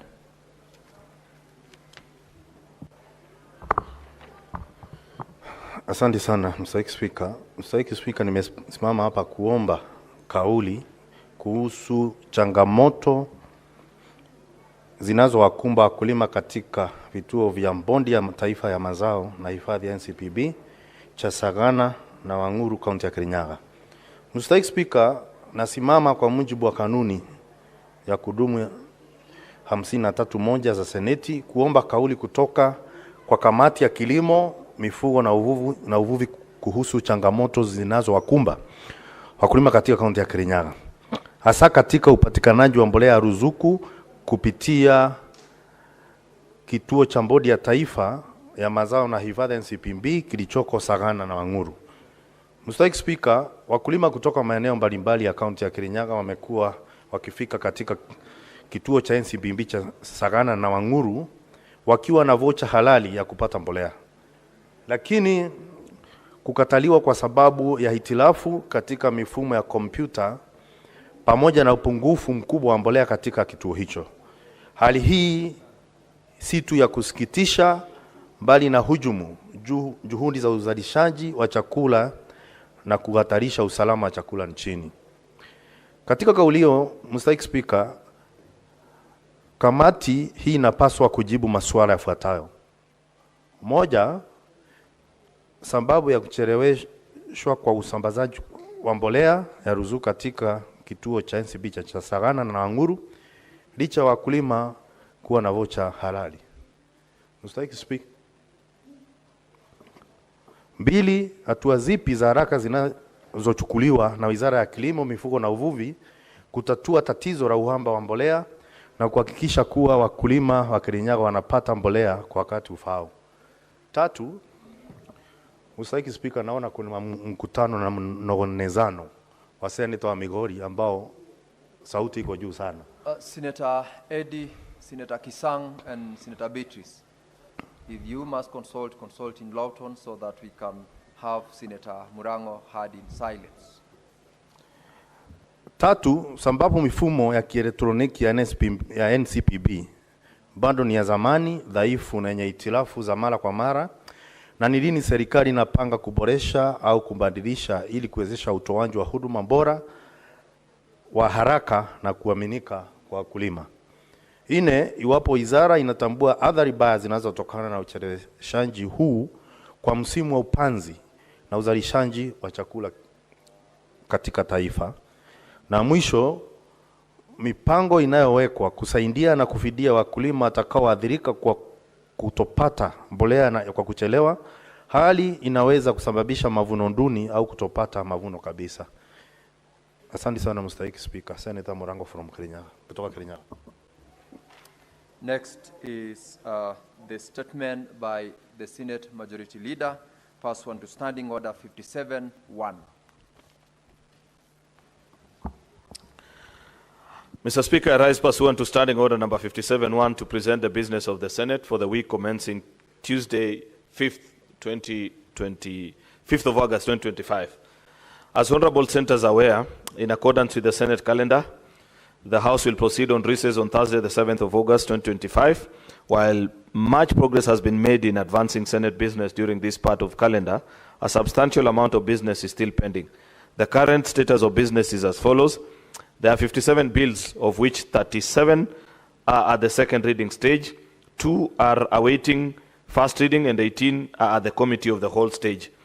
28 motions are pending conclusion, 27 petitions are under consideration by the respective committees, out of which 24 are due for reporting, and 440 statements pursuant to Standing Order number 53-1 are before the respective standing committees. Mr. Speaker, sir, with regards to petitions, during the sitting held on Tuesday, the 29th of July 2025, the Senate considered and adopted 4 reports of petitions pursuant to Standing Order number 238, for which I commend honorable senators. Nevertheless, several petitions remain pending before committees as follows. Committee on Devolution, 1. Standing Committee on Labor and Social Welfare, 5. Standing Committee on Land, Environment and Natural Resources, 13. Chairperson of that committee, Mr. Speaker, is not in the House, but I want to believe they are members of that committee. You have a lot of work to do, Senator Beatrice. 13 petitions are before your committee. Standing Committee on National Security, Defense and Foreign Relations, 1. Standing Committee on Roads and Transport, they also have a heavy calendar, and I can see their chair is not listening, Mr. Speaker. The chair for transport, Senator Eddie. Your committee has 4 petitions that are due for reporting. So I hope before we proceed on recess, Mr. Speaker, through you, that the Senate committee can actually bring those petitions with response to the Kenyans who petitioned this House on various issues. On Tuesday, the 5th of August, SBC will meet to consider business for the week. The tentative business for the week will include business not concluded on today's order paper, as well as business indicated in the notice paper. The tentative business for morning sitting on Wednesday, the 6th of August, 2025 will include questions to CSs as approved by SPC. Next week, we have the CS for cooperatives and MSME. We have CS for Interior, Senator Murkomen, who's coming to respond to quite a number of questions by various senators, about 9 questions in total. The tentative business for afternoon sitting on Wednesday, 6th of August, will include business not concluded from today's order paper and the following bills at the second reading stage: the County Government State Officers Removal from Office Procedure Bill, County Government's Amendment Bill, Senate Bill number 39 of 2024, and the Street Naming Property Bill. There are bills also that are the Committee of the Whole, which include the Sports Amendment, Public Finance, Heritage and Museum. Mr. Speaker, I was scanning the room to see if there are any members of Finance Committee, save for Senator Eddy, Mr. Speaker, because there are various amendments to PFM, and I know that the chairperson of that committee had promised, Mr. Speaker, that they will consolidate all of them into one bill, and we are still awaiting that report so that we conclude. There's a Heritage and Museums Bill, Environmental Laws. There's a Statutory Instruments Bill, Mr. Speaker, which is one of the NADCO bills, and County Government Election Laws. Then there is a Sports Amendment Bill. The projected business for Thursday, 7th, will include any business not concluded, after which, at the rise of the House will proceed on recess. It's been a very fulfilling session, Mr. Speaker, and I hope next week members can avail themselves, Mr. Speaker. I can see already members are beginning to check into the recess mood, and I know they have worked hard the last 5 weeks, or 6 actually, Mr. Speaker, but I just want to request that we give it one last push for the final week before now we can proceed on recess. I thank you, Mr. Speaker, and lay the statement on the table of the Senate. Thank you. Honorable members, I will allow 15 minutes or less, depending on members who are keen on contributing to these 2 statements or comments, together with those statements which were earlier on read out by the respective members. I can see from my dashboard there is a request from Senator John Kinyua. Senator Eddy, I cannot see you. Very well. Asanti Bwana Spika kunipa fursa hii. Kwanza ningependa kumpongeza kiongozi wa walio wengi na ningelitaka kuwa hapa pengine, lakini Bwana Spika, nataka kuongea kuhusu taarifa iliyoletwa na Senator Muma kuhusu wazee. Bwana Spika, katika Jamhuri ya Kenya kuna wazee wengi sana ambao tuko nao, na ukitembea unapata wanasajiliwa, na vile vile wanaposajiliwa unapata wanawekwa katika hii mfumo wa jamii. Bwana Spika, kwanza nikubalie niseme kuhusu taarifa iliyosomwa na kiongozi wa wengi. Kwanza nikumshukuru kwa kutupatia ripoti. Lakini kiongozi wa walio wengi, mimi ni mwanakamati ya barabara na ujenzi. Sisi tumekuwa tukiwajibikia kazi yetu na tunaivulia njuga. Lakini nimesikia akisema ya kwamba sisi kuna petition 4 ambazo tunapaswa kuwa tukiziangalia. Lakini mimi nikikumbuka, sababu kila wakati niko pale, ni petition 2 peke yake ambayo tayari tunaanza kuziangalia, lakini pengine ataweza kuzielezea. Bwana Spika, wazazi tulionao ni wazee wetu ambao tunapaswa kuwalinda na kuwachunga. Lakini Bwana Spika, ikiwa wanapozeeka na wamesajiliwa, na wanapaswa kuwa wakipewa pesa ambazo tunaziita pesa za wazee ama inua jamii. Lakini unapata wamesajiliwa, lakini hata baada ya kusajiliwa unapata hawapati ile ruzuku yao ambayo wanapaswa kupata kila mwezi ndio waweze kujikimu kimaisha, kwa sababu tayari Bwana Spika, kwa sababu ya kule kuzeeka kwao hawana ule uwezo wa kuendelea kufanya kazi ambazo walikuwa akizifanya. Kwa hivyo Bwana Spika, ni vizuri serikali ichukulie jambo hili kwa uzito unaofaa, kwa sababu hawa ni wazee wetu. Wengi tunawazika Bwana Spika, vile ikiwa hawajaweza kupata zile hela zao. Kwa kawaida unaweza kusema hawa wamekufa tukiwa na deni yao, Bwana Spika, na hili si jambo zuri hata kidogo. Bwana Spika, kuna hii bodi ya kitaifa ya nafaka na mazao. Inapaswa kufuna, ni taarifa ambayo imeletwa na seneta wa kutoka Nandi Charargei. Unapata mahindi, kipimo cha mahindi, sheria ikifuatwa inapaswa kuwa ni kilo 50, lakini unapata wao wanaweka kilo 90, Bwana Spika, ilhali ukiangalia kitu kama maharagwe na mbaazi zimewekwa kulingana na sheria. Na si hiyo tu, unapata hii ni kunyanyasa wakulima, kwa sababu wakulima wengi wanategemea kilimo cha mahindi. Lakini ikiwa hatutafuata sheria, kwa hivyo hii bodi inapaswa ichangamke vilivyo. Bwana Spika, bodi hii tena, seneta wa Kirinyaga amesema ya kwamba wamekuwa wakisema kuna shida ya mbolea ya ruzuku ama pembejeo. Bwana Spika, wakulima hawapati mbolea hii wakati unaofaa. Wanatembea masafa makubwa kuweza kuja kupata hii mbolea, na wakija wanaambiwa kwamba mitambo ina hitilafu. Bwana Spika, mitambo kuwa na hitilafu hiyo sio kazi ya wakulima, hiyo ni kazi ya bodi ambao wanapaswa kuwa wakishughulikia na kuwa wamejipanga vilivyo, ndiposa wakulima waweze kupata pembejeo yao.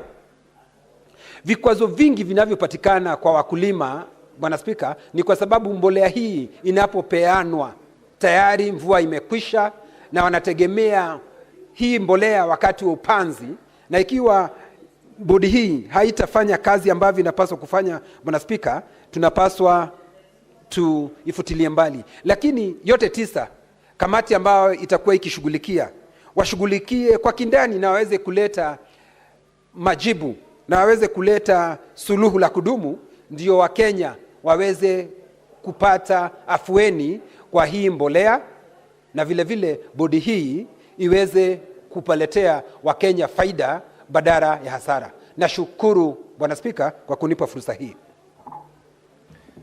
Senator Eddie Okech.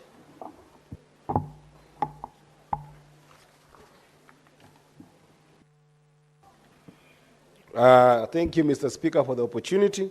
I wanted to just make quick comments on 2 statements. First of all is the statement by the Majority Leader on some outstanding issues in committees. Indeed, I want to acknowledge that some of the overarching petitions that are pending in the Transport and Roads and Housing Committees, we are working on them. But, Mr. Speaker, we are facing a lot of problems with a number of governors. Mr. Speaker, for instance, there is a petition on the issue of Kishaju. This is a development that was done in Kajiado that involves the Kingdom Bank and also involves the Jamibora Trust, where one of the biggest contention that is there, Mr. Speaker, is the issue of land rates, so that people who have already been able to pay for the developments there and the property there can be given their title deeds, Mr. Speaker. But, Mr. Speaker, 4 times we have invited the governor to come and be able to give his input on this issue that is standing between the people in Kisaju who have been able to pay for their property and their title deeds, and the governor has refused to come to the committee, Mr. Speaker, to the extent that last week the committee had actually had to summon the governor, and we had actually taken the step to go to Kisaju in Kajiado in the first week of September, so that we can be able to go and deal with the governor there. Mr. Speaker, so I want just to urge this House that there's a level with which governors are still giving us problems when it comes to issues of accountability.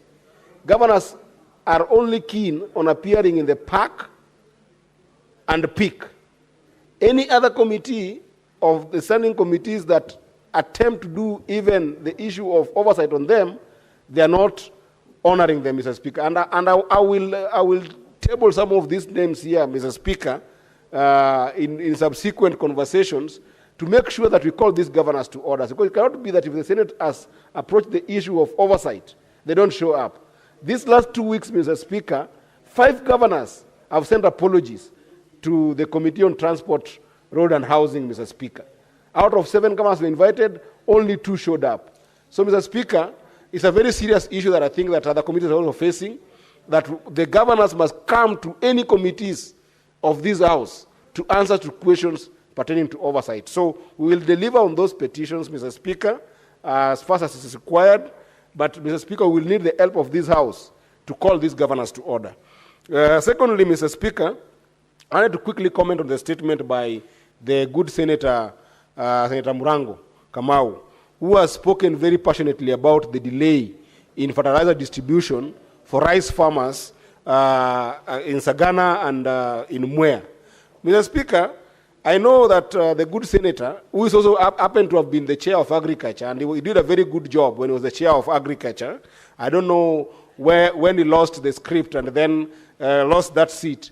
But, Mr. Speaker, he will understand, as former chair of agriculture, that the issue of planting fertilizer for farmers in the rice sector is a national issue.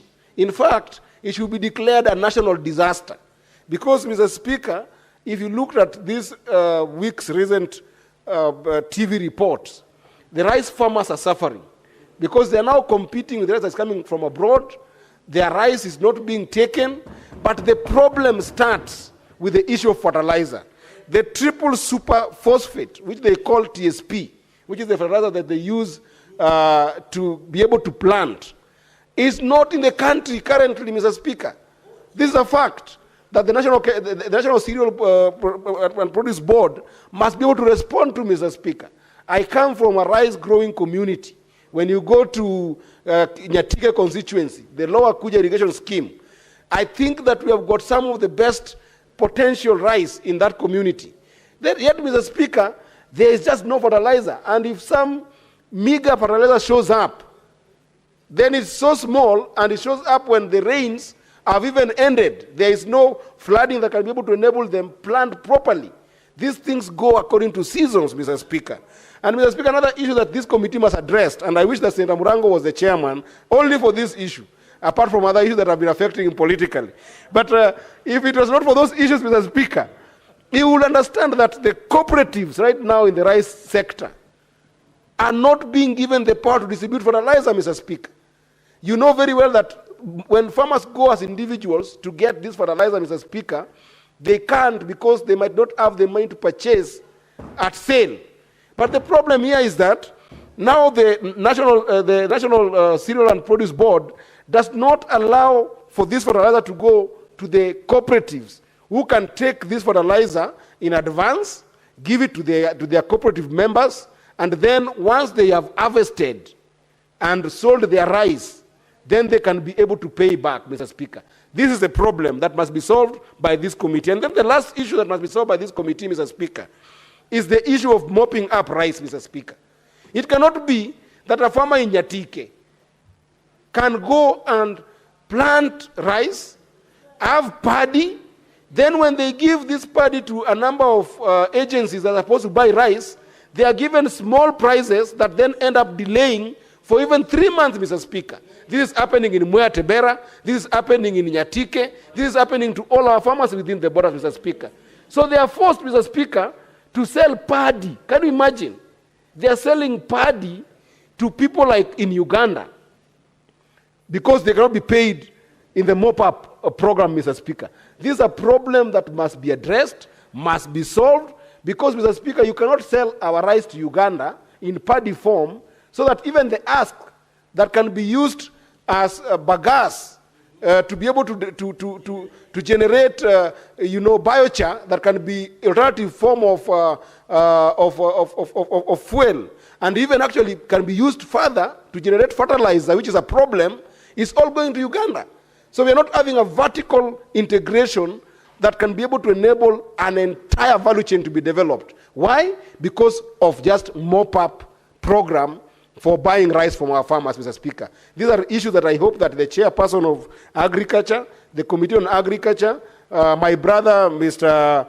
And Senator, Wafula, Wakoli, will be able to deal with. I know he's also very capable because he has served in this committee. I was with him in Turkana. I saw the way he was giving Senator Murango a lot of support. And now you are sitting on the seat, Senator Wafula. If this comes to you, please look at a way of addressing these three issues to make sure that just the same way the government has been able to enable us as a country not import maize and not import sugar, we have got no business importing rice in this country because we have got capacity of producing rice to the extent that we should be able to export and not import rice. With that, Mr. Speaker, I support this statement and thank you so much. Senator Samson Cherargei. Thank you, Mr. Speaker, sir. One, I want to comment on the statement of ECD teachers. Mr. Speaker, as you are aware, the ECD teachers, there was SRC scheme of service, Mr. Speaker. It is unfortunate that the scheme of service of ECD teachers across the country, including Bomet, Nandi, Kisumu, Migori, Bungoma, among other 47 counties, Mr. Speaker, they are yet to get the SRC circular. Mr. Speaker, the SRC circular was very clear, including services. For example, in Nandi, Mr. Speaker, we are doing badly, and we are the mercies of God Almighty, especially for the ECD teachers. Because, Mr. Speaker, when you look at which was supposed to be implemented in two phases under the SRC circular, that was in financial year 2023-2024 and financial year 2024-2025. Mr. Speaker, when you look at Nandi, they are paying ECD teachers without stipulated allowance, Mr. Speaker. This is clear violation against the ECD teachers of Nandi County, Mr. Speaker. For example, teachers who are getting special salary, teachers 18,000 for certificate qualification and 24,000 for diploma, and Mr. Speaker, 32,000 for degree program. This is below the standardized SRC,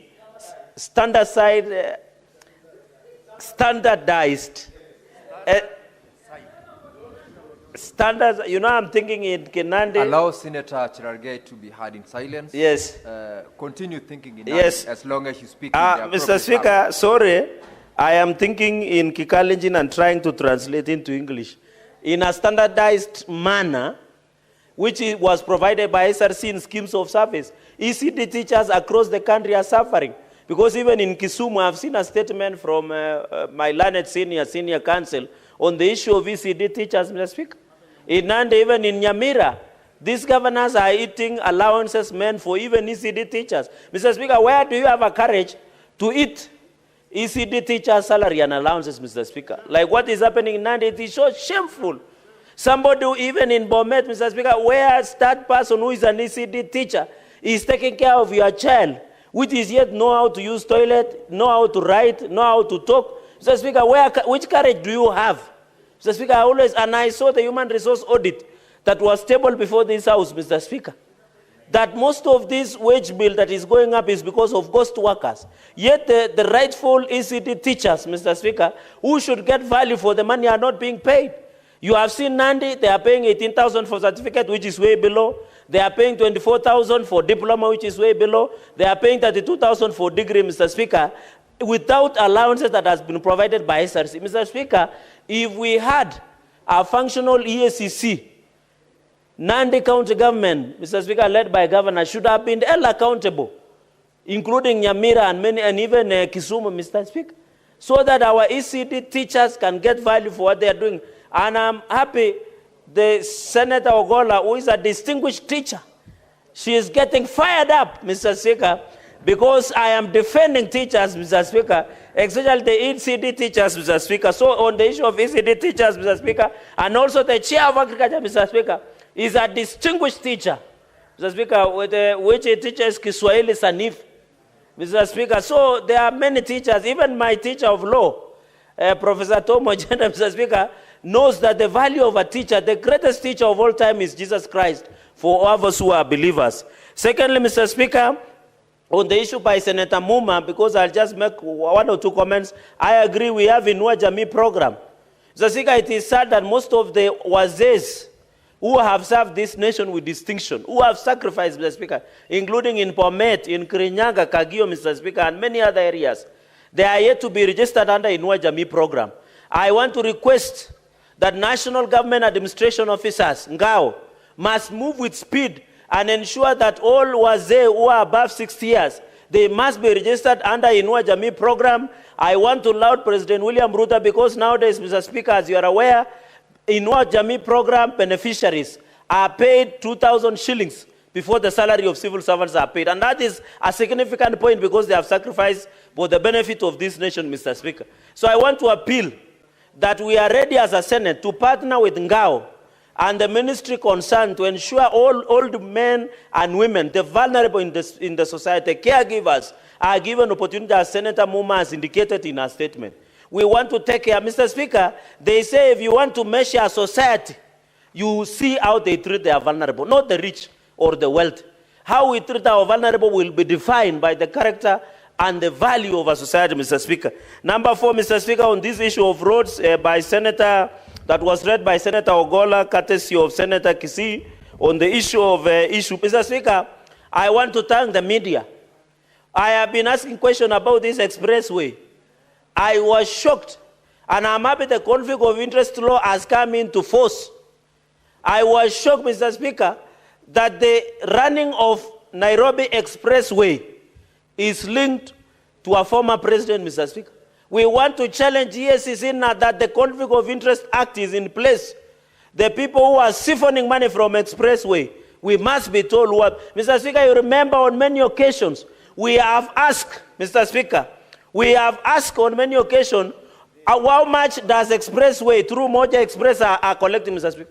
You were shocked that the media were exposing the real people who are stealing from Kenyans, Mr. Speaker, through this expressway. Mr. Speaker, even when you drive around, especially during rainy season, Mr. Speaker, our roads, the drainage is so poor, it is so pathetic, yet Kenya Urban Road Authority, Mr. Speaker. Mr. Speaker, when you drive around Kilimani, you go to Jogo Road, Likoni Road, the back streets here in Kirinyaga, Mr. Speaker, you think you are somewhere in Karamonjong, Mr. Speaker, because the roads are very pathetic. Yet we have an agency called Kenya Urban Road Authority, Kura, read by somebody called DG Kinoti, Mr. Speaker. They must be called to order. We cannot be blaming the governor or the county government of Nairobi of poor infrastructure. Yet a lot of money is with Kura, Mr. Speaker. That is why I'm still of the position, and I wish the chair of roads was here, Mr. Speaker, that Kura and Kera must be disbanded so that that money is taken for county. We take an accountability from one shop, Mr. Speaker. Kura, there is a lot of corruption. Even if you look at this Nairobi, they only give one company to do roads in Nairobi. And that is why roads within Nairobi, within Kapsabet town, within Nandils town, within Mosoria town, within Homa Bay town, within Vihiga town, Mr. Speaker, and even Bungoma, where we were over the weekend, are in pathetic situation because they are being run by one agency. And that agency gives only to the proxy. I'm happy. The conflict of interest, and my brother, senior counsel, Senator Okongo Mugeni, who was my protege as the chair of JLAC, has enlightened me on the conflict of interest. We want these people to be fixed because they are giving their proxies, they are giving to their friends these contracts. They must be dealt with. And I hope my senior counsel will be careful as he engages on legal services across many counties, Mr. Speaker. Finally, Mr. Speaker, on the issue of Senator Murango, I agree that the issue of fertilizer, we must agree by November. Each and every Kenyan should be given opportunity to use fertilizer subsidized, Mr. Speaker. This money should be given to deserving farmers. Farmers in sugarcane, and I'm happy on God willing on Saturday we'll be in Kisumu, courtesy of Professor Senator Tom Ojenda, Mr. Speaker. I want to indicate that all farmers, the fertilized farmers, Mr. Speaker, in conclusion. Yes. Proceed to fertilized farmers, sorry, I'm just concluding. Mr. Speaker, we must have opportunity for all of us to access fertilizer. I am only disappointed, as expected Senator Murango to have brought a statement on the Gazette notice of importation of rice. Yet rice in Mwea is yet to be bought. Yet rice in Nyatike is yet to be bought. Mr. Speaker, I found that Gazette notice that was issued unfair, Mr. Speaker, to the farmers of Mwea, Mr. Speaker. Farmers of Mwea, we should more price that is in Mwea, in Nyatike, before issuing a gazette notice, Mr. Senator Speaker, Cherargei, of importation take your of rice. I thought I am enriching his argument. Take your seat. There is a point of order. Senator Murango, what is your point of order?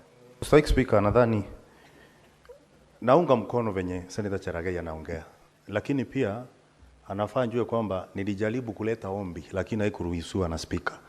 Kwa hivyo ni makosa kusema kwamba sijaleta ombi, na ndio maana sijalisoma siku ya leo, na ningeomba aweze kuweza kuongea kwa sababu nimemwambia ukweli mahali upo, Mr. Speaker. That is point of information. Thank you, Mr. Conclude Speaker. In in conclusion, under in 1 30 minute, seconds. Senator Cherargei. Yes, Conclude. under 1 minute. Thank you, Senator. Mr. Speaker, and with your understanding on the number one, allow him to bring that statement so that we can converse. Mr. Speaker, it is in bad faith to issue a gazette notice to import rice, for example. Yet we have a lot of rice in Mwea. Farmers are not selling.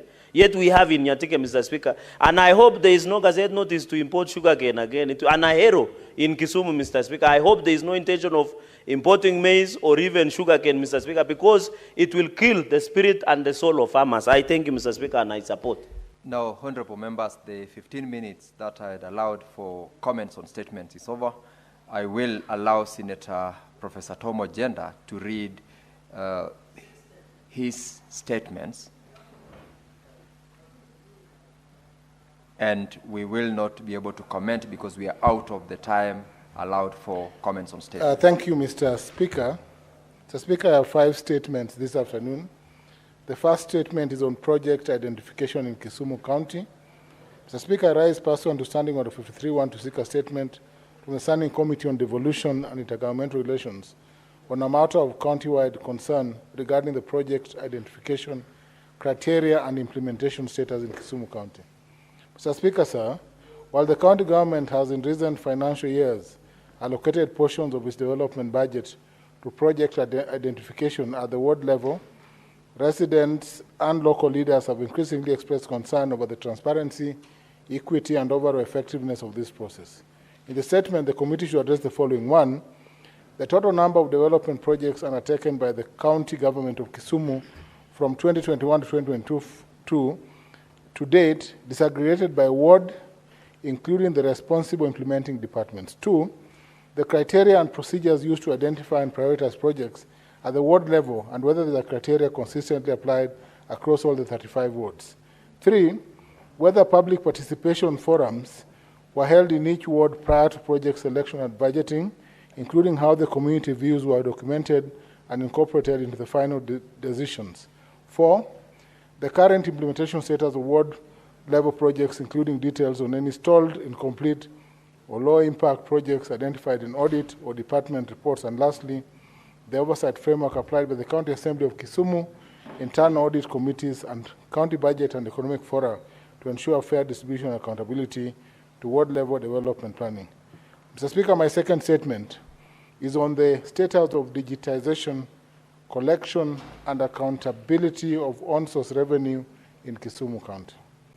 Mr. Speaker, I rise pursuant to Standing Order 53-1 to seek a statement from the Standing Committee on Finance and Budget on the matter of county-wide concern regarding the digitization, collection, efficiency, and financial accountability mechanisms governing on-source revenue in Kisumu County. Mr. Speaker, the county government of Kisumu generates substantial on-source revenue through markets, parking fees, liquor and trade licensing, building permits, property rates, and cess on agricultural produce and transportation. Despite public projections estimating annual collection of Kenya shillings 1.2 billion, audit concerns persist regarding irregularities in revenue collection, leakage through cash-based transactions, and underreporting across wards and sub-counties. There is limited clarity on whether the county has fully transitioned to digital revenue collection platforms integrated with the National Treasury's IFMIS and the e-citizen framework as required by the PFM Regulations 2015 and in line with the Presidential Directive on Unified National Payment Gateways. Moreover, Mr. Speaker, market vendors and small-scale traders continue to report challenges including multiple levies and unreceipted collections by unauthorized agents, particularly in informal trade and transport sectors. In the statement, the committee should address the following. 1, the total amount of on-source revenue collected by Kisumu County in each of the last 3 financial years, disaggregated by revenue source and sub-county. 2, the extent to which Kisumu County has transitioned to fully cashless, digitized on-source revenue collection systems integrated with IFMIS and e-citizen platforms.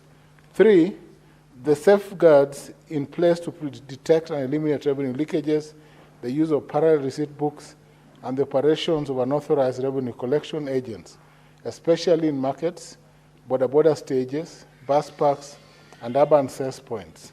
4, the internal audit mechanisms governing daily, weekly, and monthly revenue reconciliation, and whether such audits are made public and are subject to external verification. And lastly, the steps taken to promote equity, transparency, predictability in the assessment and enforcement of county taxes, rates, levies applicable to small traders, vendors, and transport sectors.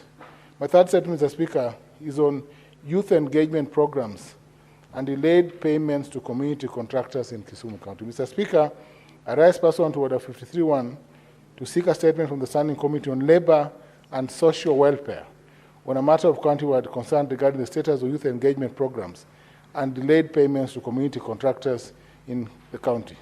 Kisumu County has over the years implemented temporary employment initiatives targeting youth empowerment, kazi kwa vijana. These include urban cleanup exercises, solid waste management, drainage maintenance, urban greening, particularly in Manyata, Nyalenda, Kondele, and Milimani, and Market Milimani wards. While these programs have created short-term job opportunities and basic service contracts for hundreds of young people, many of these groups remain unpaid for work completed as back as 2022-23 financial year. In the statement, the committee should, 1, address the total number of youth-led and community-based groups engaged by Kisumu County under urban cleanup, greening, and labor-based public work programs from 2022-23 financial year to date. 2, the reasons behind the delays in disbursing payments and the total amount owed to these groups or individuals, including a breakdown of payments that are pending, delayed, or under dispute. 3, whether the county government of Kisumu has established clear and transparent frameworks for engaging and compensating youth in such public work programs, including the use of written contracts, defined payment timelines, and grievance redress mechanism. Lastly, the measures put in place by the Ministry of Labour and Youth Affairs in coordination with the county government to resolve delayed payments and ensure sustainability of youth economic empowerment initiatives in the county. Mr. Speaker, my second last statement is on the status of conservation and sustainable utilization of the Dunga wetland and Lake Victoria shoreline in Kisumu County. Mr. Speaker, I rise pursuant to Standing Order 53.1 to seek a statement from the Standing Committee on Land, Environment and Natural Resources on a matter of county-wide concern regarding the status of conservation, land use regulation, and sustainable utilization of Dunga wetland and the adjoining Lake Victoria shoreline within Kisumu County. Mr. Speaker, sir, the Dunga wetland, part of the broader Lake Victoria Basin ecosystem, is a vital environmental and economic asset situated along the Kisumu Port Corridor. It plays a critical role in flood regulation, biodiversity support, and community livelihoods, especially through small-scale fishing, boat tourism, and informal trade. However, recent developments point to worsening degradation of the wetland caused by unregulated waste dumping and controlled land use and environmental encroachment. These issues, Mr. Speaker, threaten the wetland's ecological balance and the sustainability of Kisumu's blue economy. In the statement, the committee should, 1, address the current status of conservation planning for the Dunga wetland and the Lake Victoria shoreline, including the existence and the legal status of any gazetted land use or zoning frameworks approved by NEMA. 2, the interventions undertaken by Kisumu County Government in collaboration with relevant national agencies to regulate waste disposal, sanitation, and structural development along Dunga waterfront and wetland areas. 3rd, any ongoing or planned public education campaigns or livelihood support programs aimed at assisting informal traders and small-scale service providers to transition to more sustainable and environmentally compliant operations. 4, the role of the Kenya Ports Authority and the Ministry of Environment in protecting ecologically sensitive areas adjacent to the Kisumu port in alignment with Kenya's commitment under the East African Blue Economy Strategy. And lastly, the existence and implementation status of any long-term ecological monitoring or wetland restoration program, and the extent to which local communities, including beach management units, BMUs, and environmental youth groups have been involved in its design and execution. Mr. Speaker, my last statement is on the status and utilization of donor-funded medical equipment in Kisumu County hospitals. Mr. Speaker, sir, I rise pursuant to Standing Order 53-1 to seek a statement from the Standing Committee on Health on a matter of countrywide concern regarding the status and operational utilization of donor-funded medical equipment and related infrastructure in public hospitals in Kisumu County. Mr. Speaker, over the past several years, Kisumu County has benefited from significant investment in health infrastructure through support from the national government and development partners. These include, Mr. Speaker, the Managed Equipment Services, MES program, the Global Fund, and the Gavi Alliance. Through these programs, Mr. Speaker, critical medical equipment has been supplied to health centers across the county. Despite these efforts, however, the Auditor General's report of September 2024 flagged major underutilization of equipment in several facilities. For instance, Mr. Speaker, Chulaimbo Sub-County Hospital reportedly remains underutilized despite the 10.8 million having been spent on maternity and rehabilitation program. Mr. Speaker, at Jaramogi Oginga Odinga Teaching and Referral Hospital, JOTRH, highly specialized equipment such as endoscopy machines, mammography units, cryotherapy units, and chemotherapy beds remain largely idle due to human resource shortages, with critical services reportedly reliant on a single oncologist. In the statement, Mr. Speaker, the committee should address the following. One, the type and total number of medical equipment and infrastructure supplied to public hospitals in Kisumu County under the MES program, the Global Fund and Gavi program since 2022, including the recipient facilities. Two, the current operational status of which equipment and facility, whether functional, idle, out of service, or in need of repair. Three, the availability and deployment of trained personnel, particularly medical specialists, to operate the equipment in each facility. Four, the existing frameworks for maintenance, insurance, and technical support for the equipment, including information on any standing service contracts. And lastly, Mr. Speaker, measures being undertaken by the Ministry of Health in collaboration with the county government to ensure the full and effective utilization of donor-funded medical equipment and infrastructure. Thank you, Mr. Speaker. Thank you, Senator Professor Tom Agenda. Honorable members, I had directed that I'm not going to allow any additional comments on the statements read out. Because of that reason, I know there are so many members who've actually requested. We are out of time for comments on statements, and we will not comment on them. We will proceed to the order paper. I will defer order number 8, that is the Technopolis Bill, National Assembly Bill number 6 of 2024, and order number 9, the Tobacco Control Amendment Bill, Senate Bills number 35 of 2024. Clerk, call the next order. Order number 10, motion, reports of the Standing Committee on Devolution and Intergovernmental Relations on its inquiry into the state of markets in Vihiga and Bungoma counties arising from a statement sought by Senator Godfrey Osotsi, MP, and Senator David Wakoli, MP. Resumption of debate. Honorable members, this is a resumption of debate. That was a motion that was done in our last sitting, and when the House rose, Senator Okongo Mogeni had 17 minutes remaining for him to conclude. You may conclude. You need not do the 17 minutes. Thank you, Mr. Speaker. Mr. Speaker, my time ran out when I was giving an example of what the situation looks like. The situation in one of my markets in Nyansiongo. Because, Mr. Speaker, just to recap, the committee that was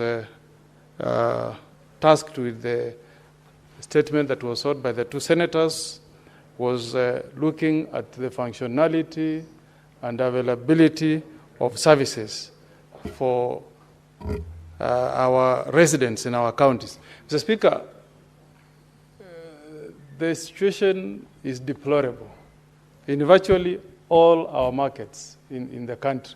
I was giving you, Mr. Speaker, the case of Nyansiongo Market, which is on a major highway, Mr. Speaker. When, before my time ran out, Mr. Speaker, I just pointed out the fact that we don't have water, there's no electricity connected in that market, there are no toilets. So you don't understand, Mr. Speaker, on what basis do our counties collect rates from traders? Because, Mr. Speaker, if I'm paying you rates, it means I'm paying you because you are providing some service to me. Mr. Speaker, you know that I'm told, I don't have the statistics, but I'm told that even for Nairobi County, Mr. Speaker, the highest revenue comes from around Gekomba and Isili. But have you tried to go to Isili and look at the state of the roads? I had my good friend Senator Cherogei blaming, is it Kenya Urban Roads Authority? But what is the work of the governor of Nairobi? What is the work of the governor of Nairobi? Rates are paid. The traders in Gekomba, the traders in Isili, they pay rates to the governor of Nairobi. Mr. Speaker, if you read the Constitution, and I'm happy Senator Mandago is here, he's a former governor. If you read our Constitution, there is in the 6th schedule, there is a paragraph that says one of the devolved functions include county roads, Mr. Speaker. So if you say that the roads in Isili, the roads in Gekomba should be done by Kenya Urban Roads Authority, what is the work of the governor of Nairobi, Mr. Speaker? And the misfortune that we are facing as counties, Mr. Speaker, is that our governors believe that when you are told that you fix a road, maram the road. They have never, become ambitious enough to say that they can also tarmac roads like our, national government. Do you know, in the run-up to the elections in 2022-2023, and I'm saying this with a lot of sadness, a road from Tinga, in my county, Nyamira, Tinga to a hospital in Igenaitambe, was marammed at a cost of 50 million, Mr. Speaker. If you go there today, this day, Mr. Speaker, 31st of July, we have again brought another contractor to again maram the road. Surely, does it mean in this country we don't have brains? That every 2 financial years we are spending 50 million to maram a road, whereas we can tarmac 2 kilometers per financial year at a cost of 35 million shillings. We need something drastic from NEMA, Mr. Speaker. Let NEMA inspect our markets, and I will challenge them to go to a few markets in my county, Mr. Speaker. Let them go to a market at Ikonge. There is no water connectivity. Piped water connected to toilets, none, Mr. Speaker. Now, if you get waterborne diseases in some of these cities, it will wipe out so many people from those counties, Mr. Speaker. If you go to a market like Kebirigo, Mr. Speaker, we do, the trade of selling cows along the highway, the Kisii, Nyamira, Ikonge highway. We don't have a designated market. If you go to Kebirigo market on a Tuesday, Mr. Speaker, cows are being sold on the roadside, Mr. Speaker. Just imagine if a truck lost control and rammed into traders in that market, it will be a disaster. You go to Ikonge, our last market before we connect with our neighbors in Kericho, cows are being sold by the roadside, Mr. Speaker. What is my good friend, the governor of Nyamira, doing? He has been in office 13 years, since the birth of devolution. Governor Amos has been the face of devolution in Nyamira, Mr. Speaker. But there is no designated market for us to sell our cows in Kebirigo, in Ikonge, Mr. Speaker. Garbage collection. Mr. Speaker, I don't know where money being given to us by Floka is going, Mr. Speaker. And I think, Mr. Speaker, it's high time that we commissioned committees in all our 47 counties, different committees, not just SIPAC or the committee chaired my good friend Ososi. We need committee, even the Committee of Environment. Let it go to our counties and audit the sanitation situation in our counties, Mr. Speaker. You go to Keroka, and Keroka is a famed market, Mr. Speaker, shared on one side by Nyamira, 3/4 is on Nyamira, Mr. Speaker. You go to Keroka, Mr. Speaker, there is garbage all over, Mr. Speaker. Yet Floka is giving us money to improve sanitation in our counties, Mr. Speaker. Can you imagine the shame we are carrying as people of Nyamira, Senator Cheragei? Nyamira is one of the only 3 counties, 3 in the entire Republic of Kenya, only 3, Mr. Speaker, that have not connected piped water to even one household. Can you imagine, Mr. Speaker, that in the county of Nyamira, we are only among the 3 counties where no citizen has walked to the county government of Nyamira, applied and paid to be connected with piped water. Can you imagine, Mr. Speaker?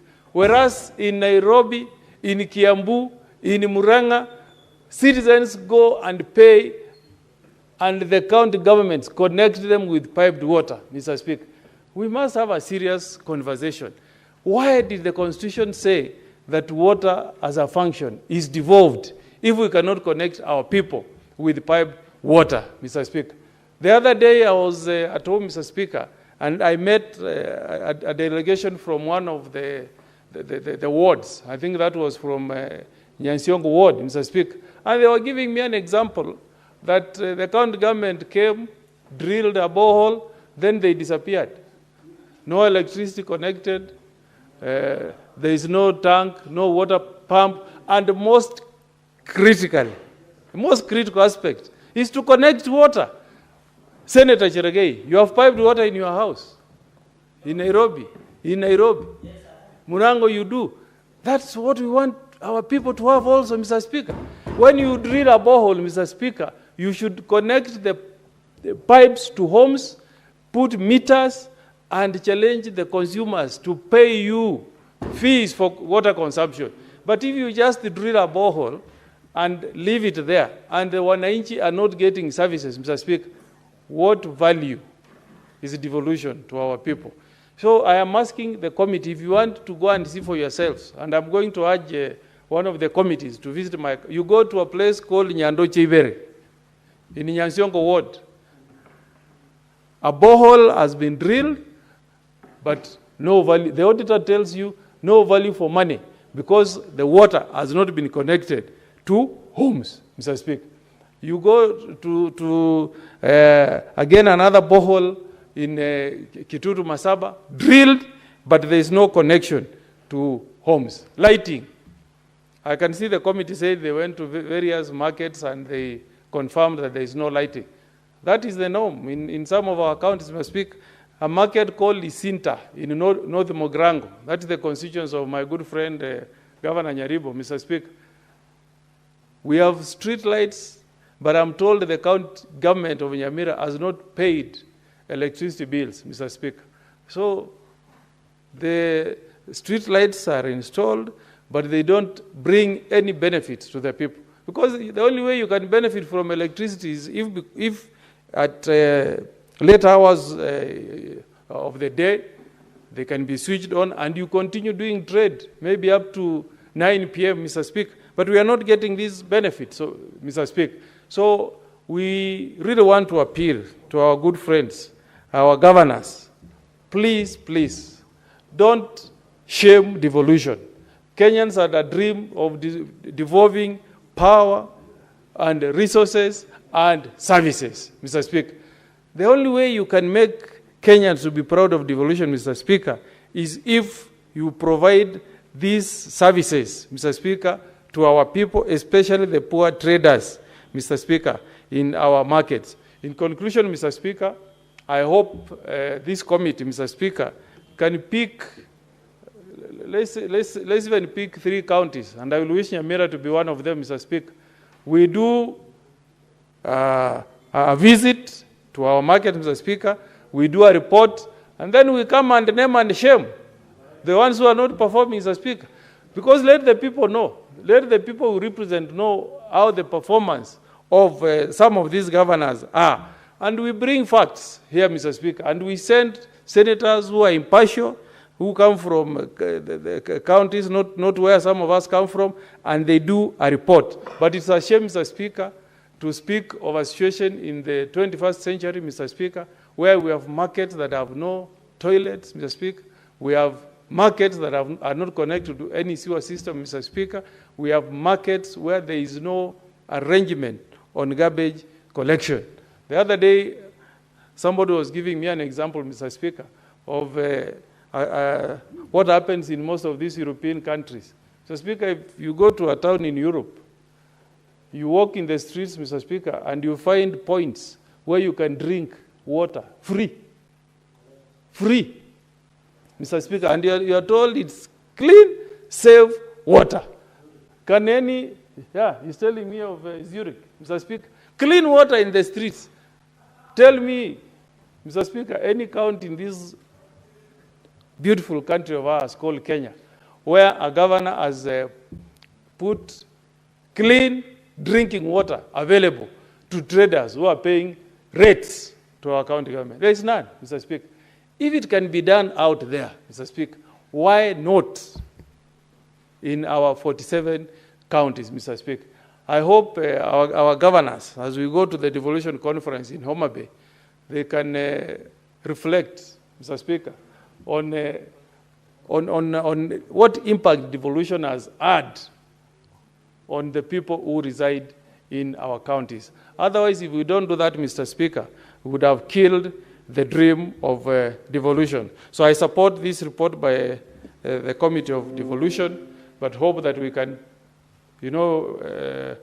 take some decisive action going forward so that we can have a situation where traders, at the end of the day, when they close, their garbage is collected by the county government, where there is deliberate effort to fix toilets for traders, where piped water can be connected to our markets for traders, so that there is value for the rates that our citizens in our counties pay to our governors. Otherwise, there should never be taxation without representation, Mr. Speaker.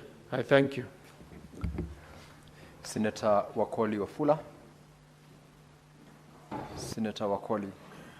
Thank you, Honorable Speaker, for this opportunity to discuss the matter of markets as indicated in the order paper, Honorable Speaker. Honorable Speaker, I happened to join the Committee of Devolution at that time. I was an active member of the Devolution Committee headed by Senator Abbas. We were with Senator Catherine Muma. In that tour of the Western Belt, we had Senator Osotsi, and we equally had Senator young youthful leader, Senator Oburu Odinga. Honorable Speaker, the situation in these counties of keen interest was not in order, Honorable Speaker. I want to delve in Bungoma County, Honorable Speaker, as the host senator at that time, to indicate that we visited the Chebukube market in Bungoma, Honorable Speaker. At that time, Honorable Speaker, the facility did not have clean and sustained water supply. And the traders at that time indicated that the cost of water was very high compared to the water they were consuming, Honorable Speaker. And it reached a position or a situation where they had to stop using that meter because of the high cost of water. Honorable Speaker, from that we went to Bukembe Market, Honorable Speaker. The market did not have a fence, the drainage was poor, the toilet facilities were pathetic, and Honorable Speaker, the storage area was not conducive for the business people of Bukembe. And as we speak, Honorable Speaker, the government of the day promised our good people of Bukembe that it will put a little resources to ensure that they also enjoy benefits like other Kenyans. So far, Honorable Speaker, the scenario has not changed, and the people expect that the county government of Bungoma ups its game based on the taxes they give and the support from the national government. Honorable Speaker, the situation is not any different. If you go to a market like Mayanja, Mianga, Kapkatenyi, Honorable Speaker, Kapkatenyi, Honorable Speaker, captures the people of Mount Elgon, the people of Sirisia, the people of Kapchai. That market, Honorable Speaker, has numbers of traders, but the toilet facilities are pathetic. The water supply in Kapkatenyi is not enough, Honorable Speaker. Honorable Speaker, the environment within which the market operates is not conducive for the taxpayer, Honorable Speaker, to do their business. And as you will see the recommendation of the committee, it is demanding that these places up their game and the county government do the best they can. A market in Kandui, Honorable Speaker, called Dorof is equally in dire need of attention. Honorable Speaker, what we are simply saying, that the Committee for Devolution in itself has the desire to see change. But this change can equally be seen if this whole House takes a drastic measure to ensure that when governors come to committees, pack, pick, and line committees, Honorable Speaker, people should stop playing games with these committees, Honorable Speaker. Because when you look at the taxes that these towns give versus the services the markets receive, Honorable Speaker, is immoral for us as a Senate to say that the county governments, wherever we come from, are doing justice to the traders of the counties we come from.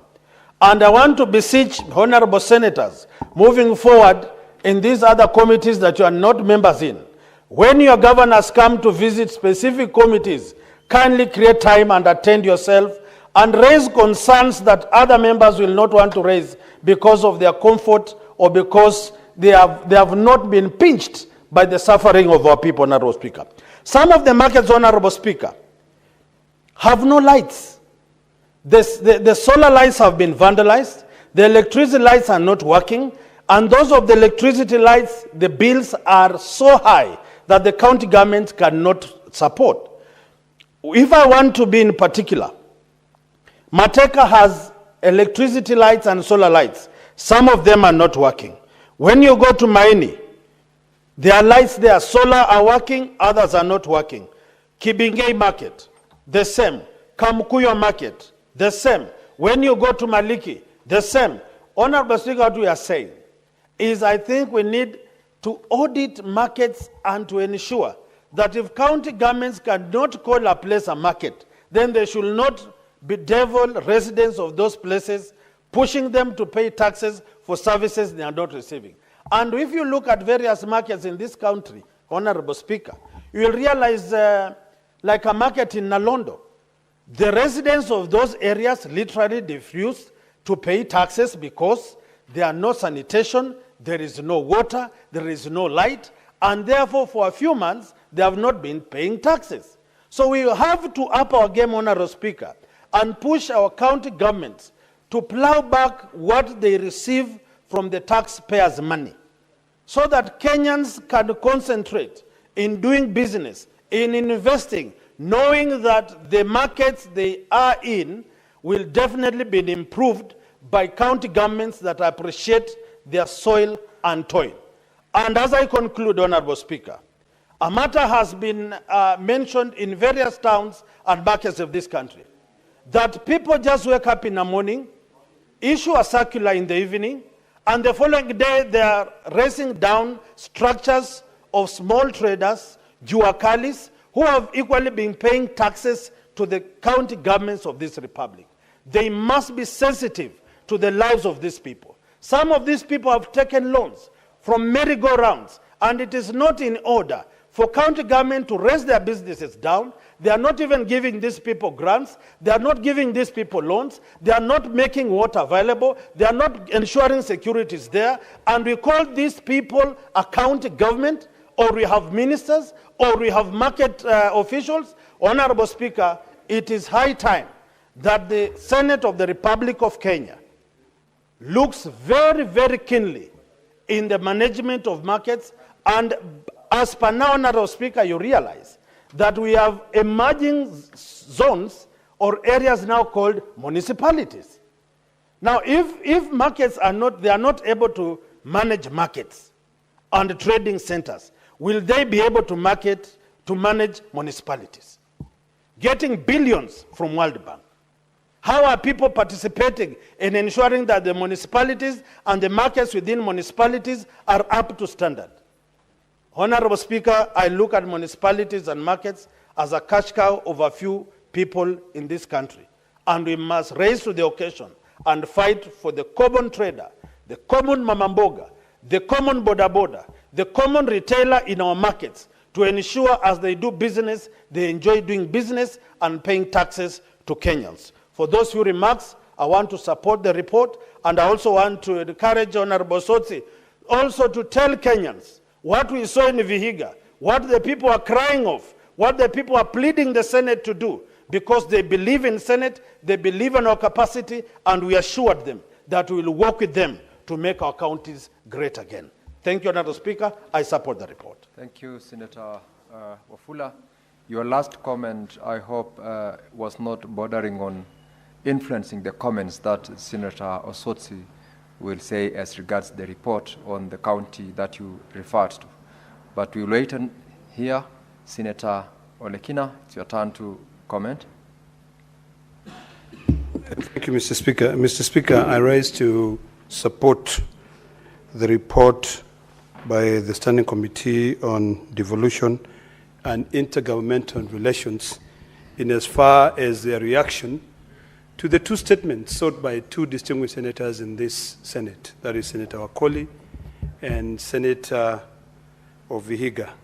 Mr. Speaker, it is embarrassing, and I have to begin by saying it is absolutely ludicrous when it comes to a point where the people we fight so much for, the county governments, to be able to get money, end up collecting on-source revenue.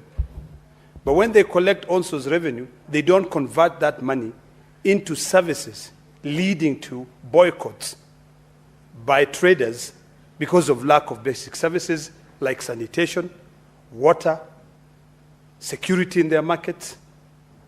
Mr. Speaker, it really begs the question, why are we here then?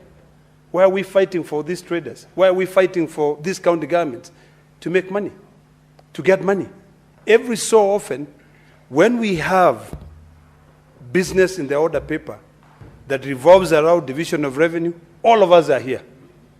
And we are diligent in making sure that we fight for our counties to get money. Mr. Speaker, I don't know when we are going to teach these governors to run counties as if they are businesses. They need to get business 101.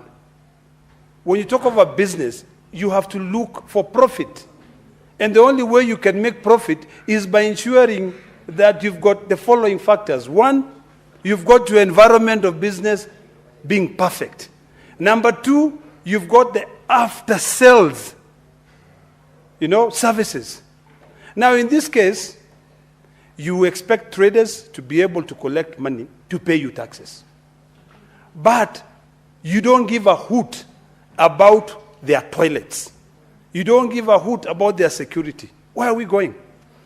Sometimes I wonder whether we just do things for the sake of doing them to appear as if we are doing.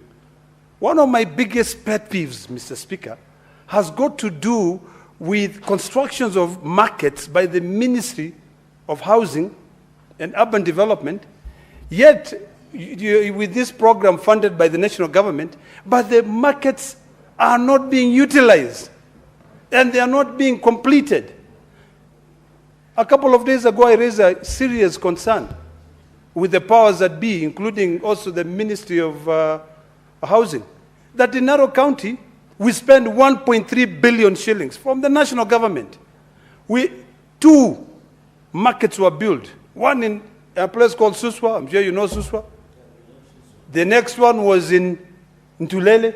We went there with the president and launched those markets. But until today, those markets have not been operational. You know, when I sit here and I listen to the problems of Luanga, and I listen to the problems of Vihiga, and what do you call this county that my friend comes from? Bungoma. I say, we have different problems. The problems that I have now for Narok County is that the markets were completed, the markets are good, it's only small things, stalls being put in, people being allocated for the traders to live in good conditions. It is like we are cursed, Mr. Speaker. We like to operate in very shoddy environments. On Tuesday and Saturday, if you take the road to Narok, you'll be shocked. On Wednesday, if you take the road to Narok, you'll be shocked. In Suswa, people, you know, it's like it's littered with a bunch of people, traders on the road, yet there's a beautiful market, which is just a white elephant project there. It's embarrassing. You know, I'm livid. I want to see things change. You call, you make noise, you raise concerns, you know, but sometimes you're just like, what are we doing? You see a toilet being constructed, and it goes 2 financial years. The county needs to lift, it needs to pull up its socks when it comes to the issue of completing projects. The national government also must do the same. Because why do we spend 1.3 billion shillings to put up 2 beautiful markets? And then there's a wrangle between a few people on who is going to be the trader there. Then why did we build them in the first place? So, Mr. Speaker, these are the kind of things that we need to investigate. You know, I appreciate the work done by this committee, but does it stop here? Does it become a motion where we sit down? When I came here to this Senate, I was told that Parliament pronounces itself through motions and bills. So this motion, we must pronounce ourselves. We must follow through. You know, I really would have loved to see us having an implementation committee. So that implementation committee, when we move a motion like this one, trying to make life easy for our citizens, that committee will run with it. But now, because we are left with the committee self-implementing, I want to beseech the Committee on Intergovernmental, what do you call, Devolution and Intergovernmental Relations, to take the resolution of this Senate and run with it. Please come to Narok. Go to the Ministry of Housing. Ask P.S. Hinga, what is happening? Why are we not completing these 2 markets in Narok? Move from there, go to Bomet. See the conditions. Whatever resolution we come up with, go to Vihiga and Busia. Sit down. Let us consult. The moment we consult is the moment we can be able to move forward. If the problem is selecting traders, let those ones who are there first, when it comes to the issue of Narok, let them go in first and then the rest can follow suit. This is a matter that determines legacies. This is a matter that tells us whether this government is working or not. I want to drum up support for things that are concluded, but I don't want to do things halfway. So when I heard that this committee was investigating this issue because of the statements by my 2 colleagues, I wish I had also raised my statement, but I chose to call the ministry and say, please, leave that ministry, go to that place and make sure those markets are working. Finish those toilets. Because if you don't do that, today, traders in Luanga have boycotted. They have said we will not pay taxes. Tomorrow, it will be traders in Kirinyaga saying we will not pay taxes. Even if in Wasingishu they bought a beautiful AC plant to be able to fix their roads. And I think the first person who bought that one was the chairperson of health. You know, I don't know whether it was him, but I just saw a new one coming up the other day. You know, we want to see those kind of services where we are fixing our roads. Why do we have to still behave as if we are living in the 19th century?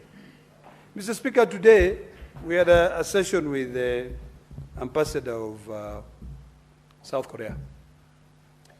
And one of the things that he said, which really struck so deep, is that South Korea is such a small country. You can take South Korea and fit it into Kenya 5 times. 1, 2, 3, 4, 5. They have the same population as we have here, around 56 million people. But guess what? They are doing so much better than we are. In fact, he was telling us with the speaker that your country is so good that if you guys just have a few foreign direct investors here, you can bypass us because we don't have external threats. In South Korea, North Korea is threatening them on the border. The other side, China. The other side, Japan.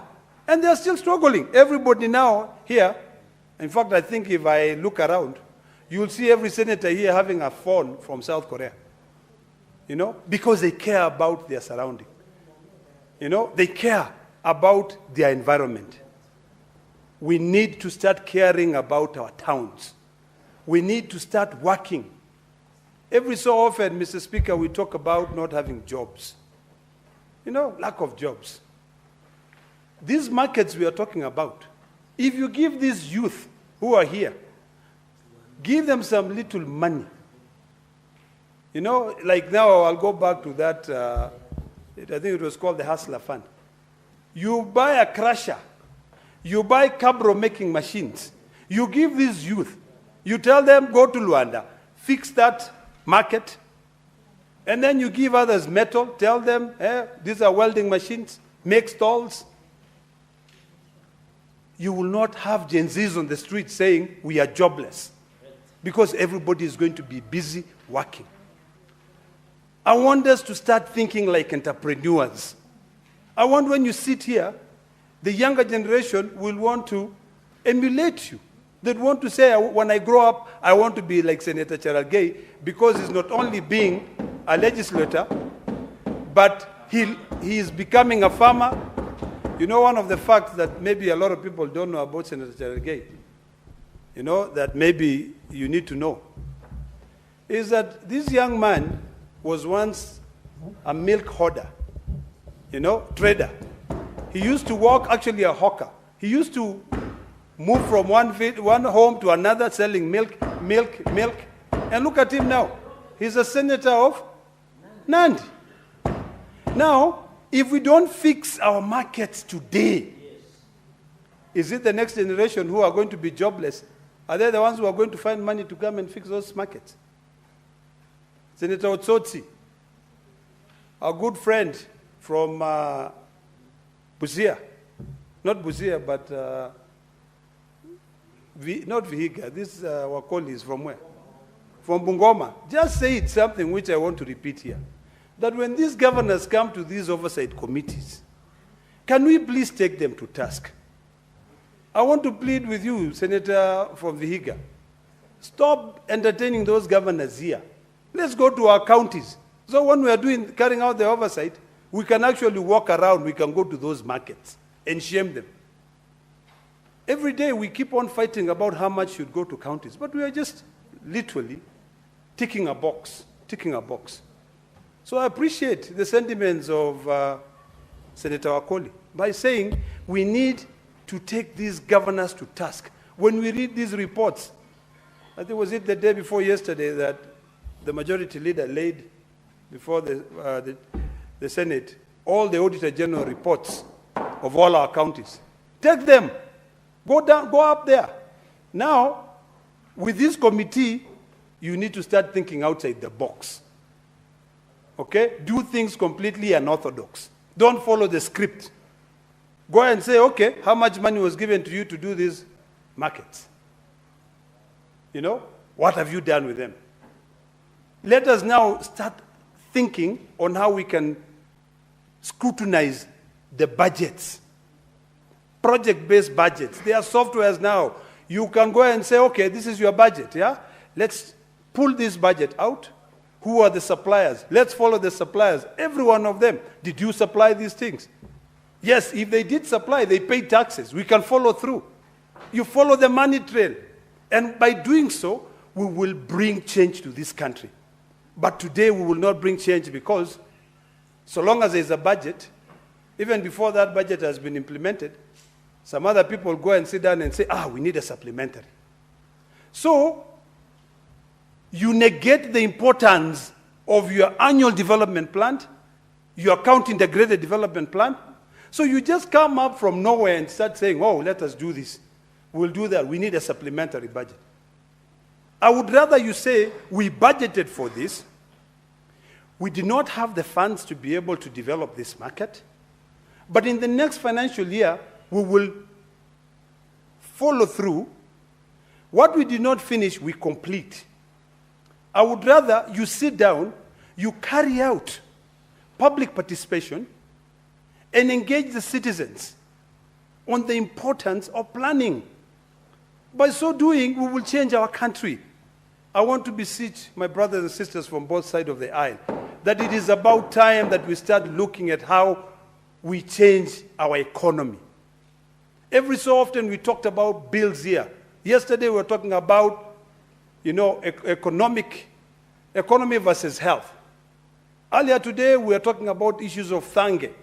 And I'm so happy that the Cabinet Secretary of Health has decided that he's not going to play any politics anymore.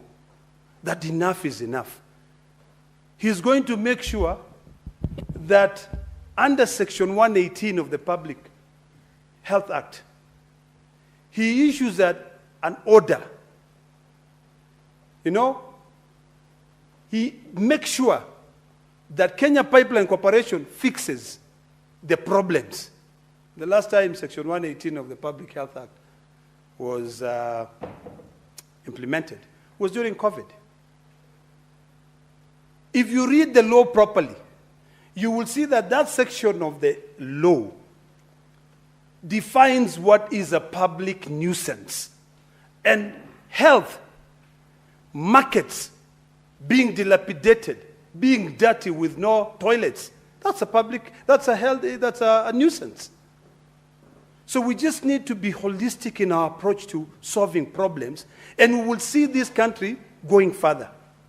But Mr. Speaker, if we don't do that, these young people who are watching us here deliberate on issues, on the problems that we have as a country, we will come back here. They will be here.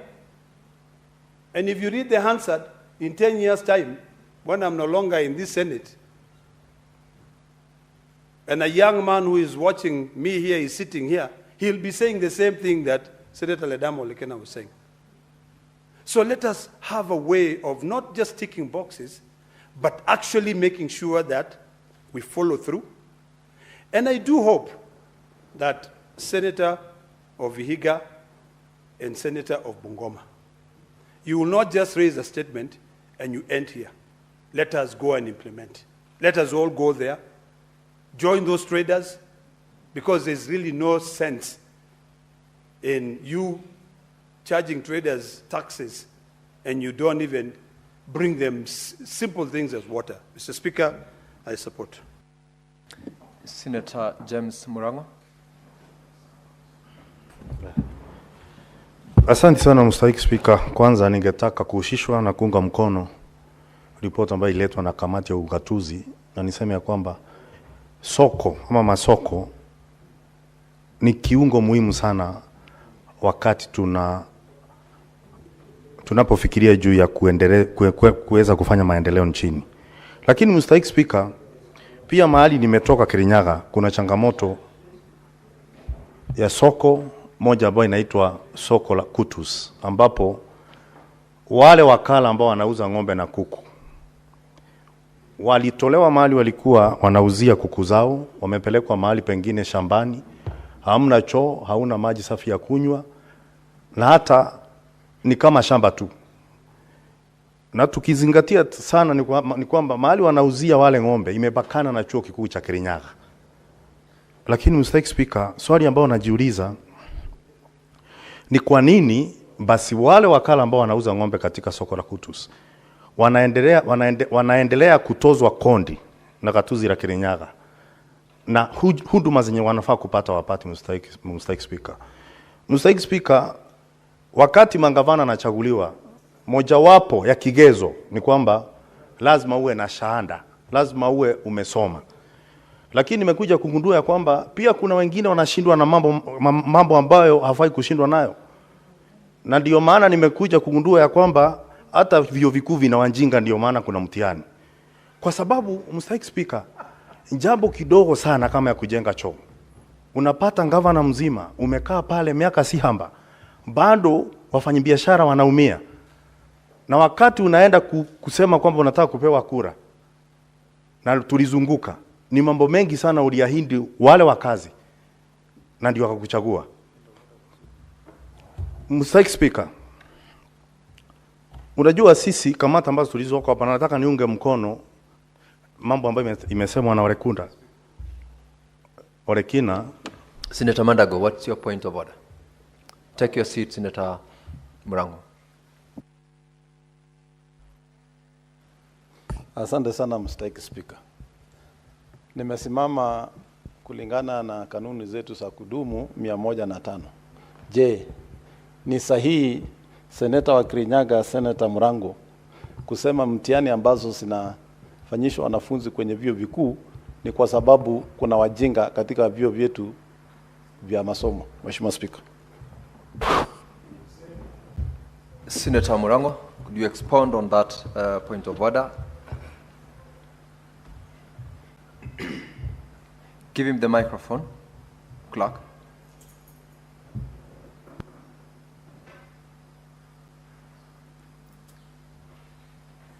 Use the next, or cross over to the dispatch, Senator Murango. Now you have the microphone. You may proceed. Asante sana Mr. Speaker. Mr. Speaker, katika Kiswahili kuna misemo ambayo inaitwa nahau katika Kiswahili. Na wakati nahau hutumika mahali ambapo unataka kumaanisha kitu kile huwezi kumaanisha moja kwa moja.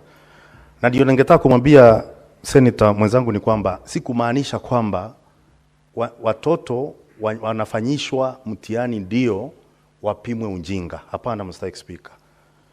Ni kama tu kusema kuna kupepeta ipoe na kupepeta iwake. Katika Kiswahili mimi na pepeta iwake. Nadhani akitaka kujua zaidi tutaonana kando niweze kumfunza kidogo Mr. Speaker. Mr. Speaker,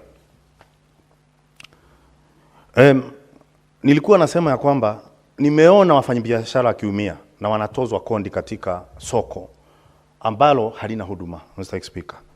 Lakini pia zile kamati tuko nazo hapa hatufai kuwa sisi kila wakati si walalamishi. Na kwa sababu kesi ya nyani huishia shambani, wale mangavana mahali watakuja baadaye ni hapa katika jumba la Seneti. Kwa hivyo sisi ndio tunafaa tukate kauli na tuondoke tuende tukatafute na tuangalie zile kazi zinafanywa na pesa ambazo wanapewa wale mangavana. Mr. Speaker, katika kamati yetu ambayo ni ya mazingira tuliweza kwenda Busia siku moja kuangalia tetesi ambayo ilikuwa imeletwa hapa na Senator wa Busia Omtata, ambalo ni bwawa ambao lilikuwa limechimbwa na takribani milioni 24. Ukiangalia katika zile stakabadhi ambazo tulikuwa tumeletewa pale katika kamati tukiwa tumekaa hapa Seneti, na ukifika kule mashinani kuangalia ile kazi ilikuwa imefanyika, zilikuwa vitu viwili tofauti sana. Mr. Speaker, mwenye ako na ujuzi, hata kama ni mkulima ungejua kwamba kile tulipata kule hata milioni 5 haingeisha kuchimba kwa sababu ilikuwa ni shimo, haikuwa ni mbwawa. Lakini tulipoletewa stakabadhi zilikuwa zinametameta, zilikuwa tamu kusoma, lakini ukiangaliwa jedwali na zile matumizi yalikuwa ambayo ilikuwa imenakiliwa katika zile stakabadhi ni kwamba walikuwa wametumia milioni 24. Kwa hivyo Mr. Speaker, kinachosemwa hapa na ukienda mashinani vitu mbili tofauti kabisa, Mheshimiwa Speaker. Na ningeambia pia gavana kwamba wakati tunaomba kura ni vizuri pia vile tunaambia wananchi tufanye. Kawaida wananchi ndio wanatupandisha ngazi. Na unajua anayempandisha mwenziwe ngazi ndio upigwa mateke menoni, kwa sababu wewe ndio uko chini mtu anapopanda. Na wakifika kule juu wakati mwingi wanakula matunda, wananchi wanapata maganda. Mr. Speaker, sioni haki ya kulipiwa ama kwenda kule unalipia funduma ambazo unjazipata. Na nikimalizia, Mr. Speaker, ni kwamba katika shinda tulizo nazo pia inatupa taswira ya kufikiria sana hata wananchi wakati wanafanya uchaguzi. Kwa sababu ukitia chui zizini hakuna siku utaishi na majuto. Kwa hivyo tunapochagua watu kwa sababu maybe kwa sababu ya sura, maybe kwa sababu ya sura, wakati mwingine kwa sababu ya atuangalii maneno tumendanganywa, tunakuja kupatwa na vitu kama hizi. Kwa sababu lile soko limekuwa hapo sasa kwa miaka zaidi ya 10. Na naona ya kwamba tutafika mwaka 2027 wale wafanyakazi na wakala wa ng'ombe pale bado watakuwa natambika. Mr. Speaker, lakini katika kamati tunazokaa, shinda ambao tunayopata wakati tunajaribu kufanya kazi yetu ni gani? Ni kwa sababu kila wakati tunapoita mangavana waweze kujibu, tunapata sababu. Atasema ni mgonjwa, atasema amesafiri. Na sisi tunakaa kama hatuna majibu, hatuna jawabu. Kwa hivyo kama pia tungeweza kutengeneza sheria ambapo gavana akiitwa kama leo, Mr. Speaker, tulikuwa tunafaa katika kamati ambayo nakaa ya mazingira kuwa na gavana mmoja kutoka Bungoma. Yeye ndo alipeana tarehe ya leo atakuja katika kamati. Leo ameleta barua nyingine kwamba hataweza kukuja.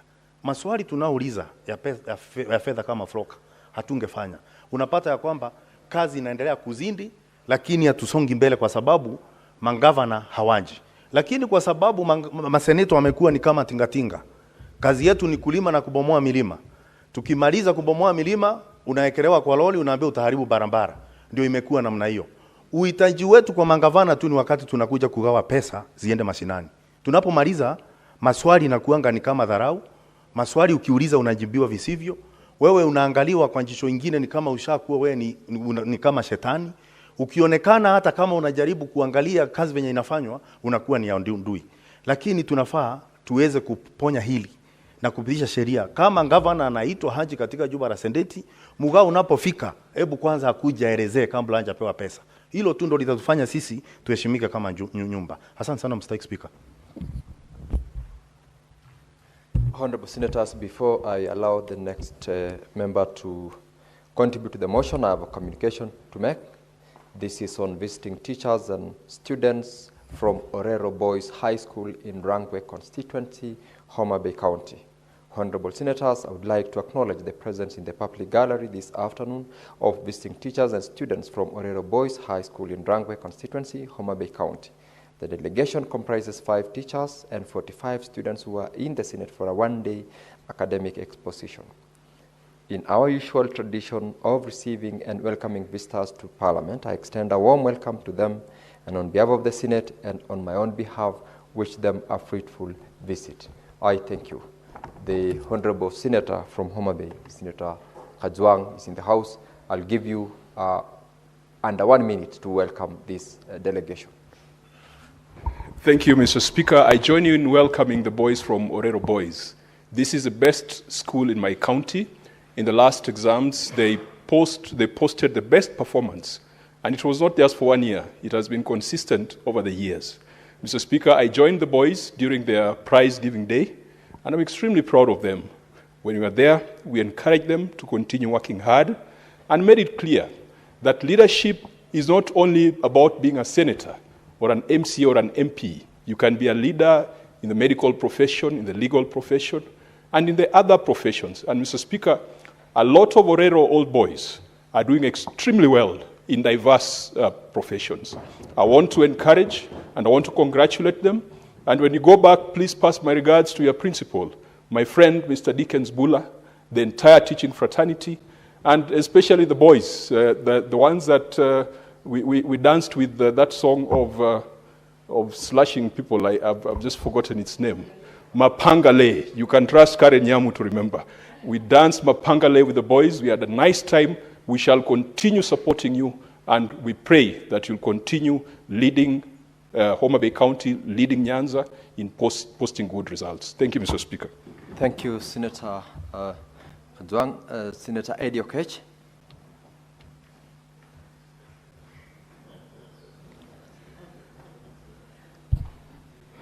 Mr. Speaker, thank you for giving me this opportunity.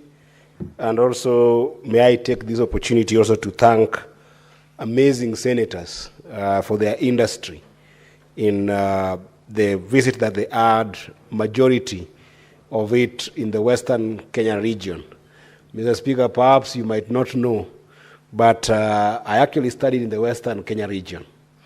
I'm an alumni of Friends School Kamusinga, which I'm very proud of, having been educated there and having been nurtured by the waters of FSK and under the leadership of Ambassador Simon Nabukwesi, who taught us a lot of things. And it is always very, very inspiring when you see a report capturing places like Kamukuywa, places like Kimilili, places like all the Kandui areas, that these are places that went through sports. And, the senator of Bungoma will tell you that some of the produce that we see in this country, if you think about top 10 fresh produce, agricultural produce that you see in this country, certainly that region is the hub that feeds the nation. Of course, that also trickles down all the way to the regions of Nyanza, Homa Bay County, all the way to Migori County, not negating other places that also are feeding the country. So this is a very good report, and it's a good report in the sense that it touches at the core of our economy strength, Mr. Speaker. Strategic transformation of market infrastructure is indeed the only way you can be able to revitalize this economy, because any kind of produce that we are consuming in this country must find itself across our markets, Mr. Speaker. In Migori alone, Migori County, where I come from, the major markets that we have in Migori County, if I don't talk about the smaller markets, which, Mr. Speaker, we call Aswekra, from where I come from, but from where the senator of Homa Bay comes from, they call it Chumbo. The smaller markets that women go to and try and sell by sitting on the stones by the roadsides. They might not count, but they also comprise the traders who actually do contribute to our economy. But if you look at the larger market economy, where we've got bigger markets in Migori County, when you think about Mabera, when you think about Keancha, this is in Kuria West, those are the two major markets that you will see there, together with Masaba. When you think about Getonganya and you go all the way to Intimaru in Kuria East, when you come to the main market called Marindi Market in Migori County, that is in Suna West constituency. When you go to Nyatike, you get a market called Wathonger. When you go further down in Nyatike, you get a place called Sori Market in Karungu. When you go to a place called Muru Bay, where all the fish that you eat come from, and the best omena comes from Muru Bay. Along that belt, there is Matoso Market. And when you come now to Awendo, where you get the Awendo Market, all the way to Rongo Market, and in Uriri, also we have got a place called Rapogi and Oria Markets. When you look at these major markets, collectively, they bring about 1,500 serious traders that then build the economy of Migori County with the top 10 fresh produces that I talked about, fresh market produce that I talked about that are coming from Western. So, Mr. Speaker, we cannot thank this committee enough to go and look at these markets in the Western region that then actually are not dissimilar to other markets that we are seeing across the country, Mr. Speaker. Because some of the recommendations that I've seen from these wonderful committees, and I'm happy that my brother, the Senator of Bungoma, Senator Wafula, who is in this house, together with Senator Abbas, that I can see, and I can also see Senator Oburu, who had the chance to also actually visit these markets. Mr. Speaker, the recommendations that they have made here are magical recommendations. because they give us some insight that sometimes are removed from even our day-to-day operations in our own counties. And Mr. Speaker, those recommendations, in my view, they should not just end at a point of simply being a wish for the county government to take action on. I wish that these recommendations, Mr. Speaker, that I'm seeing here can be able to be transferred or translated into pieces of legislation when you think about standard of markets.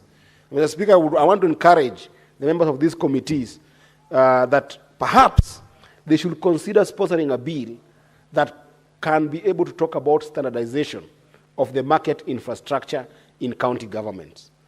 Because then that will be the fire of baptism to the governors that we have, that you don't just go and develop market randomly.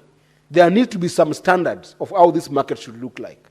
If you go to countries that have made strides, Mr. Speaker, across the globe, whether you go to Singapore or you go to the United States or you go to any country in Europe, whether in the UK or even smaller countries within the region, like if you go to South Africa, for instance, compared to the United States, South Africa will be a smaller economy, but it's a good economy in the continent. If you go to these countries that have made strides, there is a clarity in terms of standards that must be there in a market.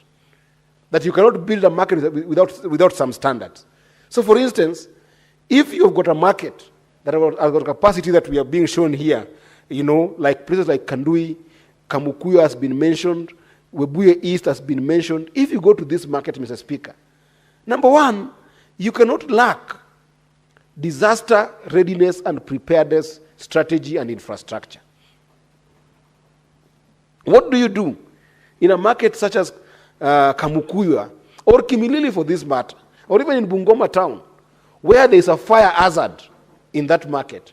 How do you evacuate people in a congested market, and how do you make sure that you protect property of people who might not have the power to actually restock their goods or to reconstruct their infrastructure, like a small kiosk or a small stall that a Mama Mboga might have been able to save for 3 years to put in place? So the first standard that must there be in a market should be fire or any disaster readiness and preparedness that can be able to ensure that that market is dealt with. Mr. Speaker, if you go to some of our counties, the firefighting instrument is lacking in all these markets. And if there is a firefighting instrument within that county, then it is so much spread that maybe there is one fire engine in one corner of the county, and the fire that you find as happened is in the other corner of the county. By the time a response is given to this kind of disaster, Mr. Speaker, our people have lost a lot of things. Recently, Mr. Speaker, in Migori County, we had a fire hazard right in the middle of town at a place called Osaka. And Mr. Speaker, my heart bleeds because the people in Osaka, the place called Osaka within Migori town, right inside the market, lost a lot of things. Yet, Migori town and where this fire happened is the mainstay of market economy in Migori County. There was no proper response, and people who are some of them I grew up with ended up losing a lot of resources here, Mr. Speaker. Number two, Mr. Speaker, I cannot imagine a market without proper waste management and sanitation, Mr. Speaker. Why can't we pass a bill in this house that the money that we are sending to counties, if a governor chooses to build any facet of a market, then it cannot lack an infrastructure for waste management and proper sanitation, Mr. Speaker. We cannot go to markets where when you leave your house, because most of these counties tend to be rural counties, Mr. Speaker.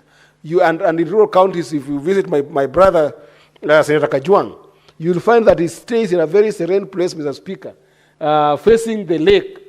And it's a very nice place, very green, very lush, very nice, community living. But then you can imagine people from his village, when they leave that lush place without any form of disease or any form of infection, just to go and buy their produce in a market anywhere within Homa Bay County, just as an example, of course. and then you go to a congested place where the waste management is not proper. There are no toilets. There are no proper sanitation mechanism. And then somebody comes back home when they are sick. And they just went to fetch food. Why can it be a standard that our markets must then have proper sanitation, Mr. Speaker? This is a bill we can pass in this house just by putting up standards to these markets, Mr. Speaker.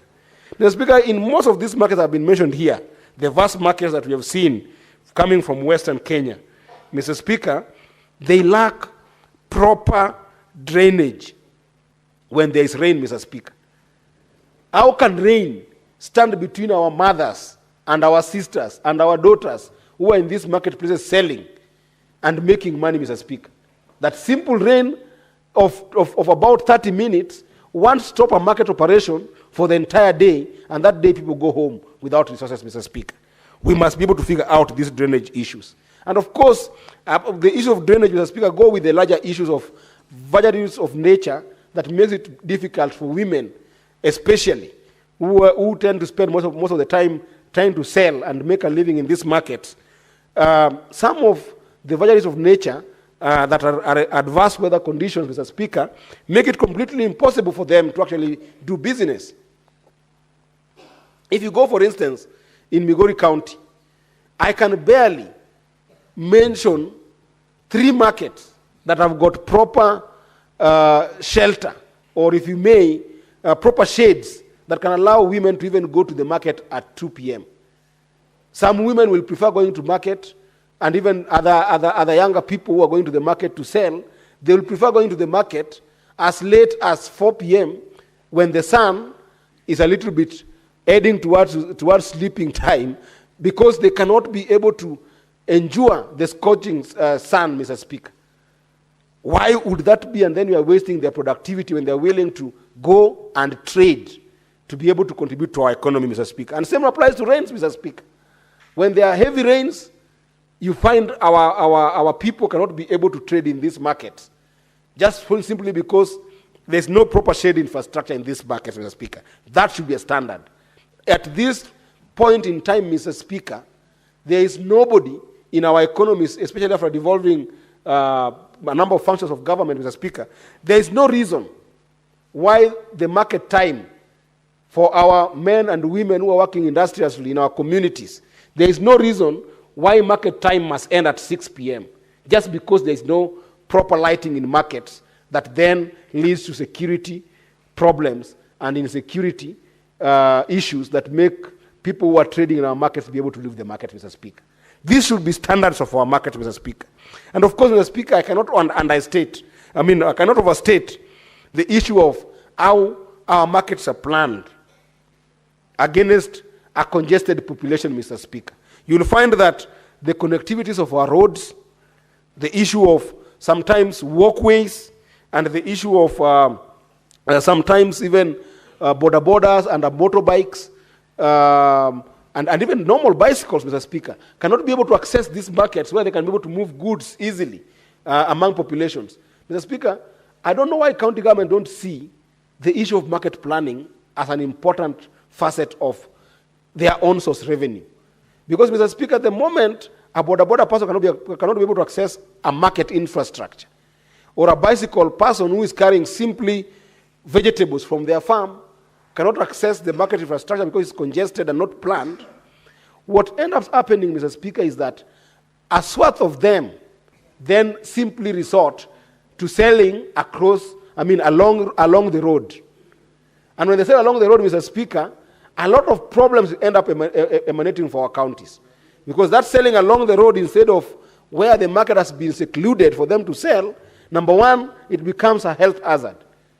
Because of traffic problems, I've seen a number of places, a number of times, Mr. Speaker, and I know you saw this in the headlines, when Migori County lost a lot of lives when traders along the roadside in the middle of Migori town who could not be able to access the market were faced with trucks that had lost control in the roads and hit a number of people who ended up losing lives because their only solution to their problem of access to market was to go and sell by the roadside, Mr. Speaker.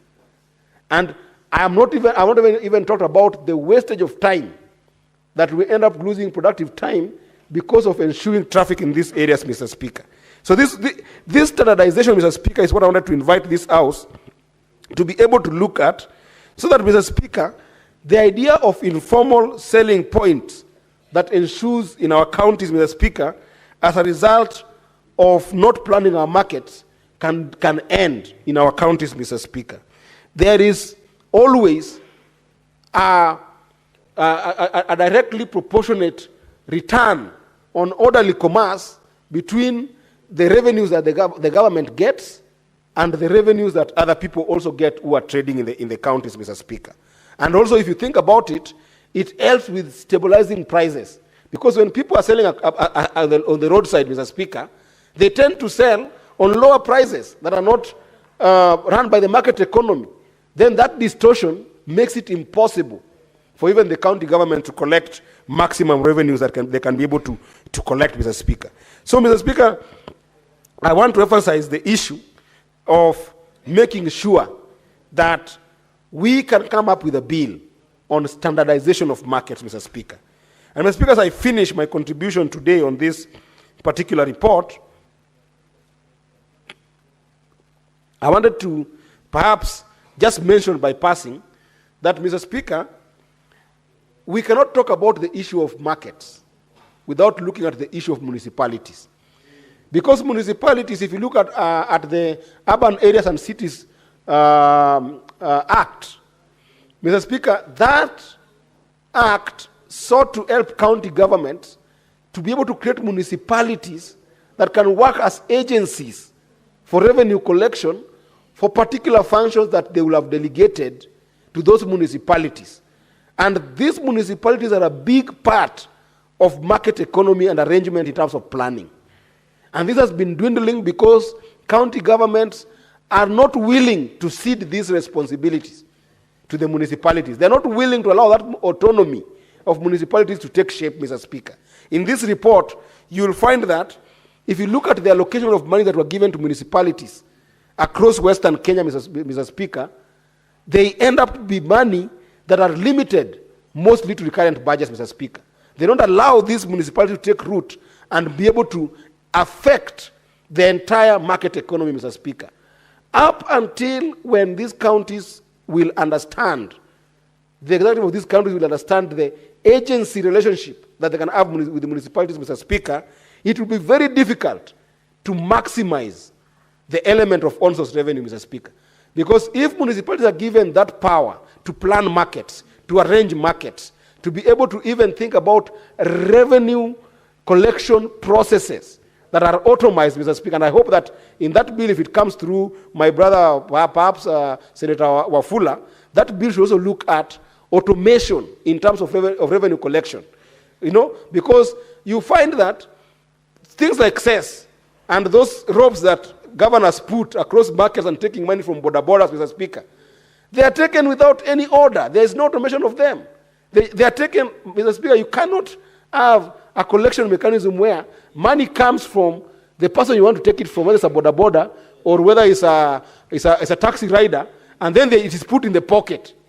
Then you're hoping that from the pocket, it will go to the county revenue fund. It's not possible. The leakage is humongous, Mr. Speaker. And this is something that must stop when there is an intersection between the law that this House can pass and the autonomy of municipalities to be able to check and enable this market planning to take root and enable revenue to be perfect, Mr. Speaker. With that, I appreciate and equally support this report. I thank you, Mr. Speaker.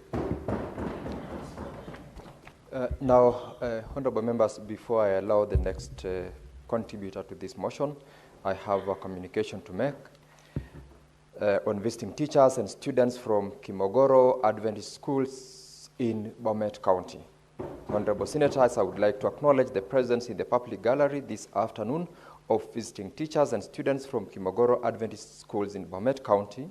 The delegation comprises 10 teachers and 90 students who are in the Senate for a one-day academic exposition. In our usual tradition of receiving and welcoming visitors to Parliament, I extend my warm welcome to them, and on behalf of the Senate and on my own behalf, wish them a fruitful visit. I thank you. I will allow Senator Cherargei, before he contributes to this motion, under 1 minute to welcome that team on behalf of the chair. Thank you, Mr. Speaker. I want to join you to extend a warm welcome to Kimogoro Adventist School in Bomet County. Mr. Speaker, they are privileged that they are attending a session where you are presiding over as our speaker. And I think this is a rare opportunity for the Adventist School of Kimogoro Adventist School in Bomet. You should be very proud of your senator, because apart from being your senator, is one of the key pillars that ensure this house runs well. And for the benefit, as you go back to school and write an essay, and make sure you give it to your senator is also the chair of Justice, Legal Affairs and Human Rights. He sits in Speaker's panel, and he's also a member of Senate Business Committee. So as as you go back, greet your parents and let them continue supporting the work that the senator is doing. I don't know whether he will be going for two-term or he will be going for governor. Mr. Speaker, for those many remarks, and I'm happy it's an Adventist school. I think Senator Moses Kajwang, Speaker, is an Adventist, practicing Adventist. Mr. Speaker, I don't know whether, because he's also an Adventist, maybe he can give only 1 minute with your indulgence, kindly, or he will say it later. Mr. Speaker, I was just requesting understanding order number 1. I'm not abrogated myself powers. You are aware of the powers of the chair. Understanding order number 1, with your indulgence, Mr. Speaker, would you allow... Order, Senator Eddy. Would you allow... Senator Cherargei, yes. I will not allow. Your request is declined. Okay. Proceed to But the students from your county feel most welcome to be in the Senate. So, Speaker, as I contribute on the issue of this motion, I want to lift from where Senator Eddy Okech left, Mr. Speaker, and I want to request Senator Eddy to be very humble, because when seniors speak, you must listen, because there is no school of experience. I'm now speaking from experience. Mr. Speaker, of course, Mr. Speaker, I'm happy to this report. The issue of markets, and Mr. Speaker, as I exit, I want to inform your visitors, with the indulgence, Mr. Speaker, that the issue of affordable, quality, and free education will continue being in this country. They need just to work hard. Mr. Speaker, and I've noted with the latest news that the Ministry of Higher Education has lowered university fees from September 1st. So I want to thank His Excellency the President for listening to the cry of many students and parents by lowering school fees or fees that will be paid for courses into university. And I think this is significant. From September 1, the first years who will join university, Mr. Speaker, the education, and I want to thank, because this is the MOU between ODM and UDA that we are now seeing, and we raised it on the floor of the House. I'm happy the Deputy Party Leader of ODM, Senator Godfrey Otsotsi, I know, and also Senator Eddy, I know this is the MOU. We have been talking between UDA and ODM to give a prosperous country. So today, the Ministry of Higher Education has said fees for courses will come down from September 1st as they join first years, Mr. Speaker. So, Speaker, secondly, I want to leave where my brother Eddy left on. So, Speaker, the issue of markets, I feel bad. They say there can be no taxation without representation, Mr. Speaker. There can be no, and that is the point. I don't know where governors find the courage. In Chebunyo, is it Chebunyo Trading Center? Or Chebalungu somewhere, Speaker? Somewhere Chebunyo Trading Center. I don't know where the governor and county government gets the courage to go and tax Mama Mboga in Bomet town who are selling by the roadside. Yet they don't provide toilets. They don't provide any amenities like breastfeeding areas. They don't provide cleanliness and sanitary, Mr. Speaker. There is no electricity. There is no sanitary facilities, Mr. Speaker. Where do they get the courage? Even in Kapsabet, where I come from, Mr. Speaker, in Kapsabet town, there is no sanitary, there is no toilets. The new market, Mr. Speaker, that in Kapsabet town, where the new traders moved in Kapsabet, Mr. Speaker, that Kapsabet market they don't have a toilet they share, Mr. Speaker. When there is sun, The way that market was designed like a kiosk. When it rains, our mothers have to move their wear in that market. Because I visited that market, Mr. Speaker, early this year in Kapsabet town. When there is sunlight, and you know too much sunlight can destroy tomatoes, can destroy groceries, Mr. Speaker. There is no proper toilet. There is no proper structure for PWDs. Mr. Speaker, in Kapsabet, the new market that was done by Governor, Mr. Speaker, there is no proper access of loading area when they bring groceries, Mr. Speaker. There is no proper place for PWDs, Mr. Speaker, to access the market. Mr. Speaker, another factor, I remember during Karega Mutai era, although some of us were still in school, maybe Senator Karen Nyamu is aware of this, most of the economic stimulus markets are still unutilized and occupied up to today, Mr. Speaker. Most of it, I don't know the story about Bomet ESP markets. Because whenever the government designs markets, they don't go and ask the traders where that market should be constructed. Mr. Speaker, even when they try to relocate Kapsabet town central market to behind, how will you access the customers? For example, in Mosoria Township, they have gone and eaten behind next to the Polytechnic. Yet the market is along the road. They are being rained on. The county will come and take 100 shillings. It is so shameful that counties take taxes from Mamamboga and Boda Boda. The Boda Bodas are not lucky. When it rains, there is no cover. When the sign is there, there is no toilet. Mr. Speaker, I always ask myself, our Mamambogas must be the most resilient people, even in Viga. You can imagine them sitting, Senator Otsosi, by the roadside the whole day there is no market, there is no toilet. From morning up to evening, Mr. When we are human. If you look at our chamber, we have been provided with necessary comfort, including sanitary facilities. But you can imagine a woman in Migori town, sitting the whole day, and sometimes some of them have health problems without using the washrooms. Even in Busia, where the presidential candidate, you know, he has just declared, but he's yet to give us the vehicle he's using. He will give us the vehicle he's using. Even in Busia, and I'm happy he has done forensic audit, and I can see the governor through the speaker, he will not have peace. The way this gentleman is doing it, he will have a rough time. Even in Busia, Mr. Speaker, I'm asking myself, these women that stay the whole day without toilets, where do they go? Mr. Speaker, and some of them have problems, health problems. Mr. Speaker, and then the county government does not have shame. The Migori county government goes and tells them, can you pay? The Vihiga county government does not go and share. The Busia, the Nairobi, even in Bomet, and Manzi Wakanairo is here, Senator Karen Nyamu. I don't know how those women survive. And I'm happy I saw her in Roysambu, evading that in Roysambu, trying to look for votes, Mr. Speaker.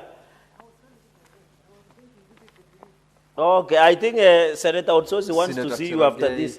Address the subject matter that is before. No, I was tying it up because where she was in Roysambu, Mr. Speaker, the interpass of Kasarani, there are small markets, so I saw her, those markets around, because there are markets there. Isn't it so, Senator Karen Nyamu? Yeah, there are markets, Mr. Speaker. Some of us know this through the Speaker. Some of us know this town very well, Mr. Speaker. And yeah, Mr. Speaker, why is Senator shouting? Senator Eddie is trying to catch your eye that Senator Sotsi needs to contribute and time is running. But Mr. Speaker, you should know the standing order. You limit debate. Has it been limited? He's trying to catch your eye. That is why the choice of my words. No, I thought he's telling me this. He's telling me you are hitting it properly. I didn't know. I thought he's saying you are hitting it properly. Mr. Speaker, number two, I'll try to condense. Thank you, Speaker, for that guidance. I'll really try to condense. For example, even I saw, Mr. Speaker, another danger to our markets is what you call Kena, Kura, and Kera. I saw, Mr. Speaker, they were destroying markets in Kayeka. You know Kayeka, Mr. Speaker, it is in Kakamega County. Mr. Speaker, I've seen these road agencies. Why would you allow our people to do markets and then come and destroy them? Kera and Kura and Kena must be called to order. What we are seeing, Mr. Speaker, in this country is what we call infrastructural evictees. We no longer have a forest evictees. Where they go in here in Kawangware, Mr. Speaker, they go and destroy property that belongs to Babamboga and Boda, Mr. Speaker, even here in Nairobi. So Kera, and Kura must be called to order, because what I saw in Kayega, in Kakamega, was very unfortunate, Mr. Speaker. They must be called to order. Even when they destroyed, although this was the county government of Nandi led by government, they destroyed Namgoi. Namgoi, Mr. Speaker, we used to have traders within Namgoi, the junction that you go to Nandi Hills and the junction you go to town. Those infrastructure, Mr. Speaker, were being destroyed by the county government, Mr. Speaker. Even when you look at I want to thank the president in conclusion, Mr. Speaker, because Nandi now we have gotten, by the way, I have seen an argument given by Senator Ledama that markets is a devolved function. I agree. But which market has your governor done for the last 10 years? Which market has your governor Otichilo done? Nothing. Even the governor of Nairobi, who you say it a work, but it looks like I work. It is, I want to thank the president because now, Mr. Speaker, in Mosoriat we have a new market. In Kobujai we have a new market. In Kaptumo it's oncoming, Mr. Speaker. In Chepsonoi, where we share with Senator Otsosi Vihiga, I hope also you have seen around Chepsonoi, there is a new market. In Maraba, we are having a new market, Mr. Speaker. In Kaiboi, we are having a new market, Mr. Speaker. In Lesos, we are having a new market, Mr. Speaker. We need Maki. And Kingwal, Mr. Speaker, I don't know whether you have used that road where women sell maize around Kingwal, Mr. Speaker. Then we have a Chepterit where we are selling our livestock, Mr. Speaker, at least, but that property belongs to a private individual, Mr. Speaker. So what we are saying on all these markets, Mr. Speaker, we must agree that governors must be called to order.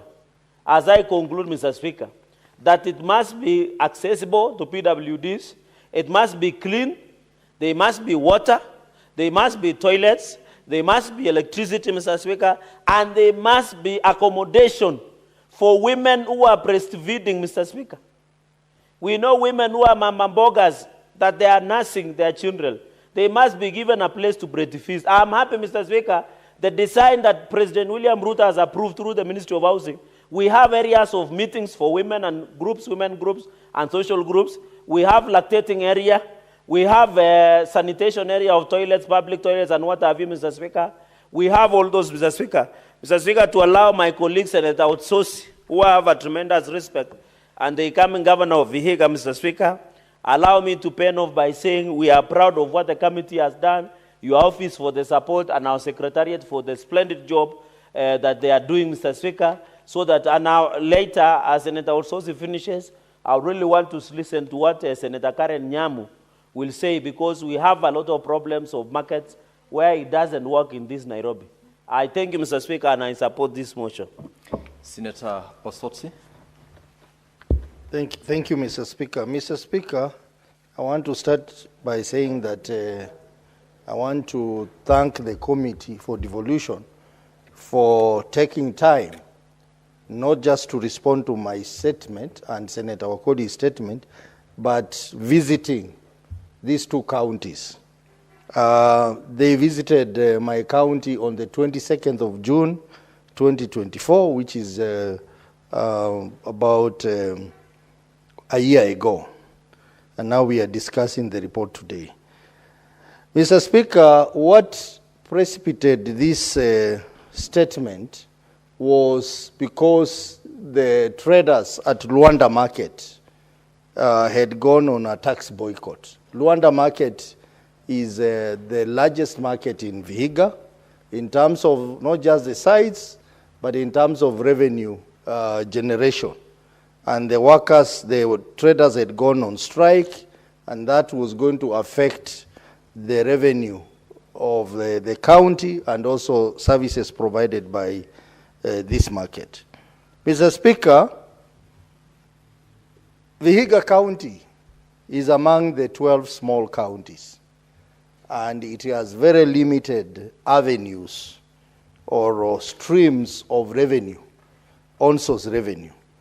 And in fact, the only major on-source revenue source is markets in Vihiga County. And we have quite a number of markets in Vihiga County.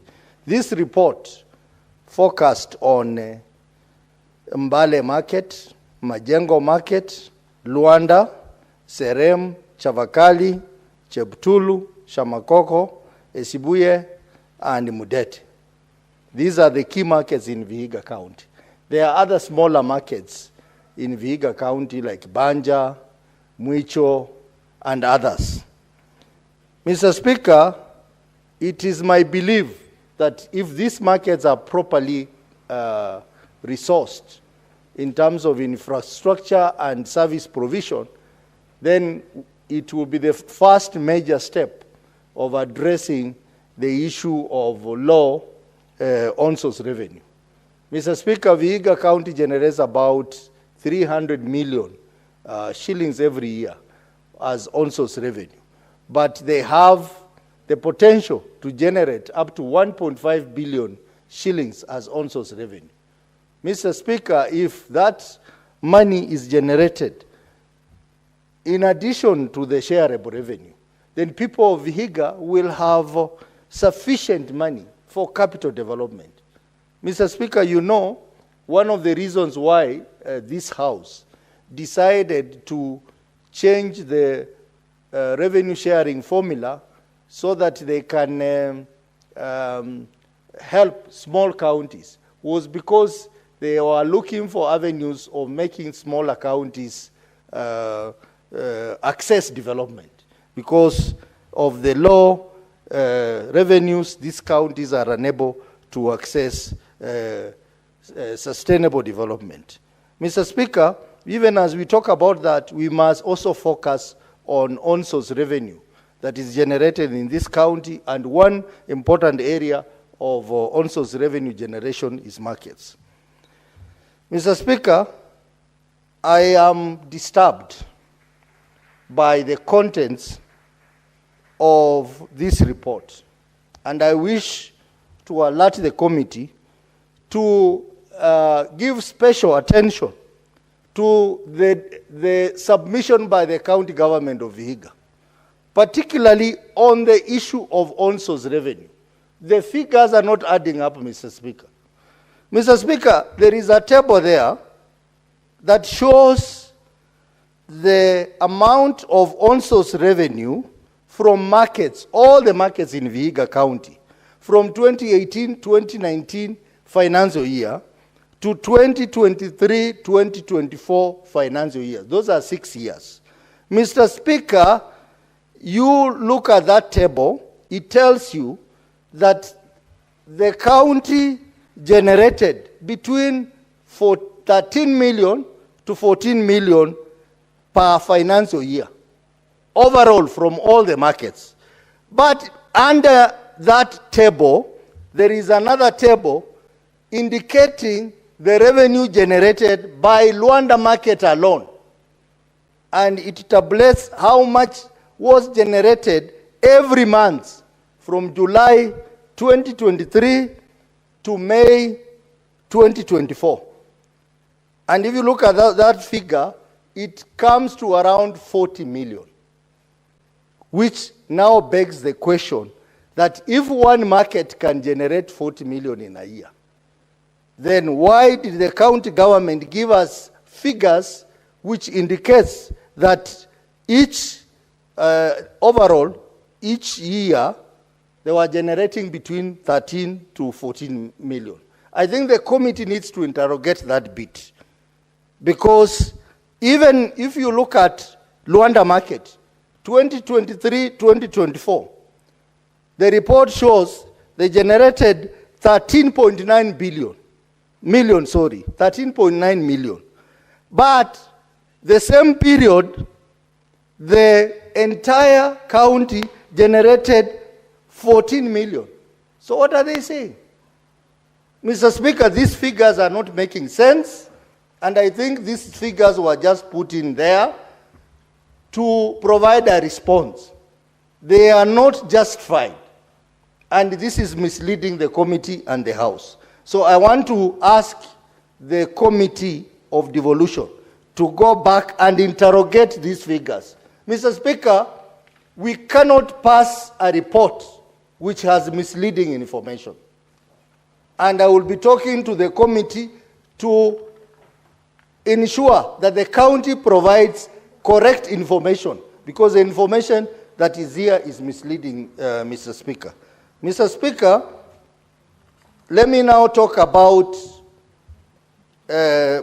challenges that we have in the county in terms of markets.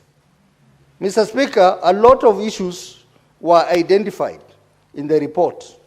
Issues of lack of water, adequate supply of water, and in some cases, lack of water in some markets.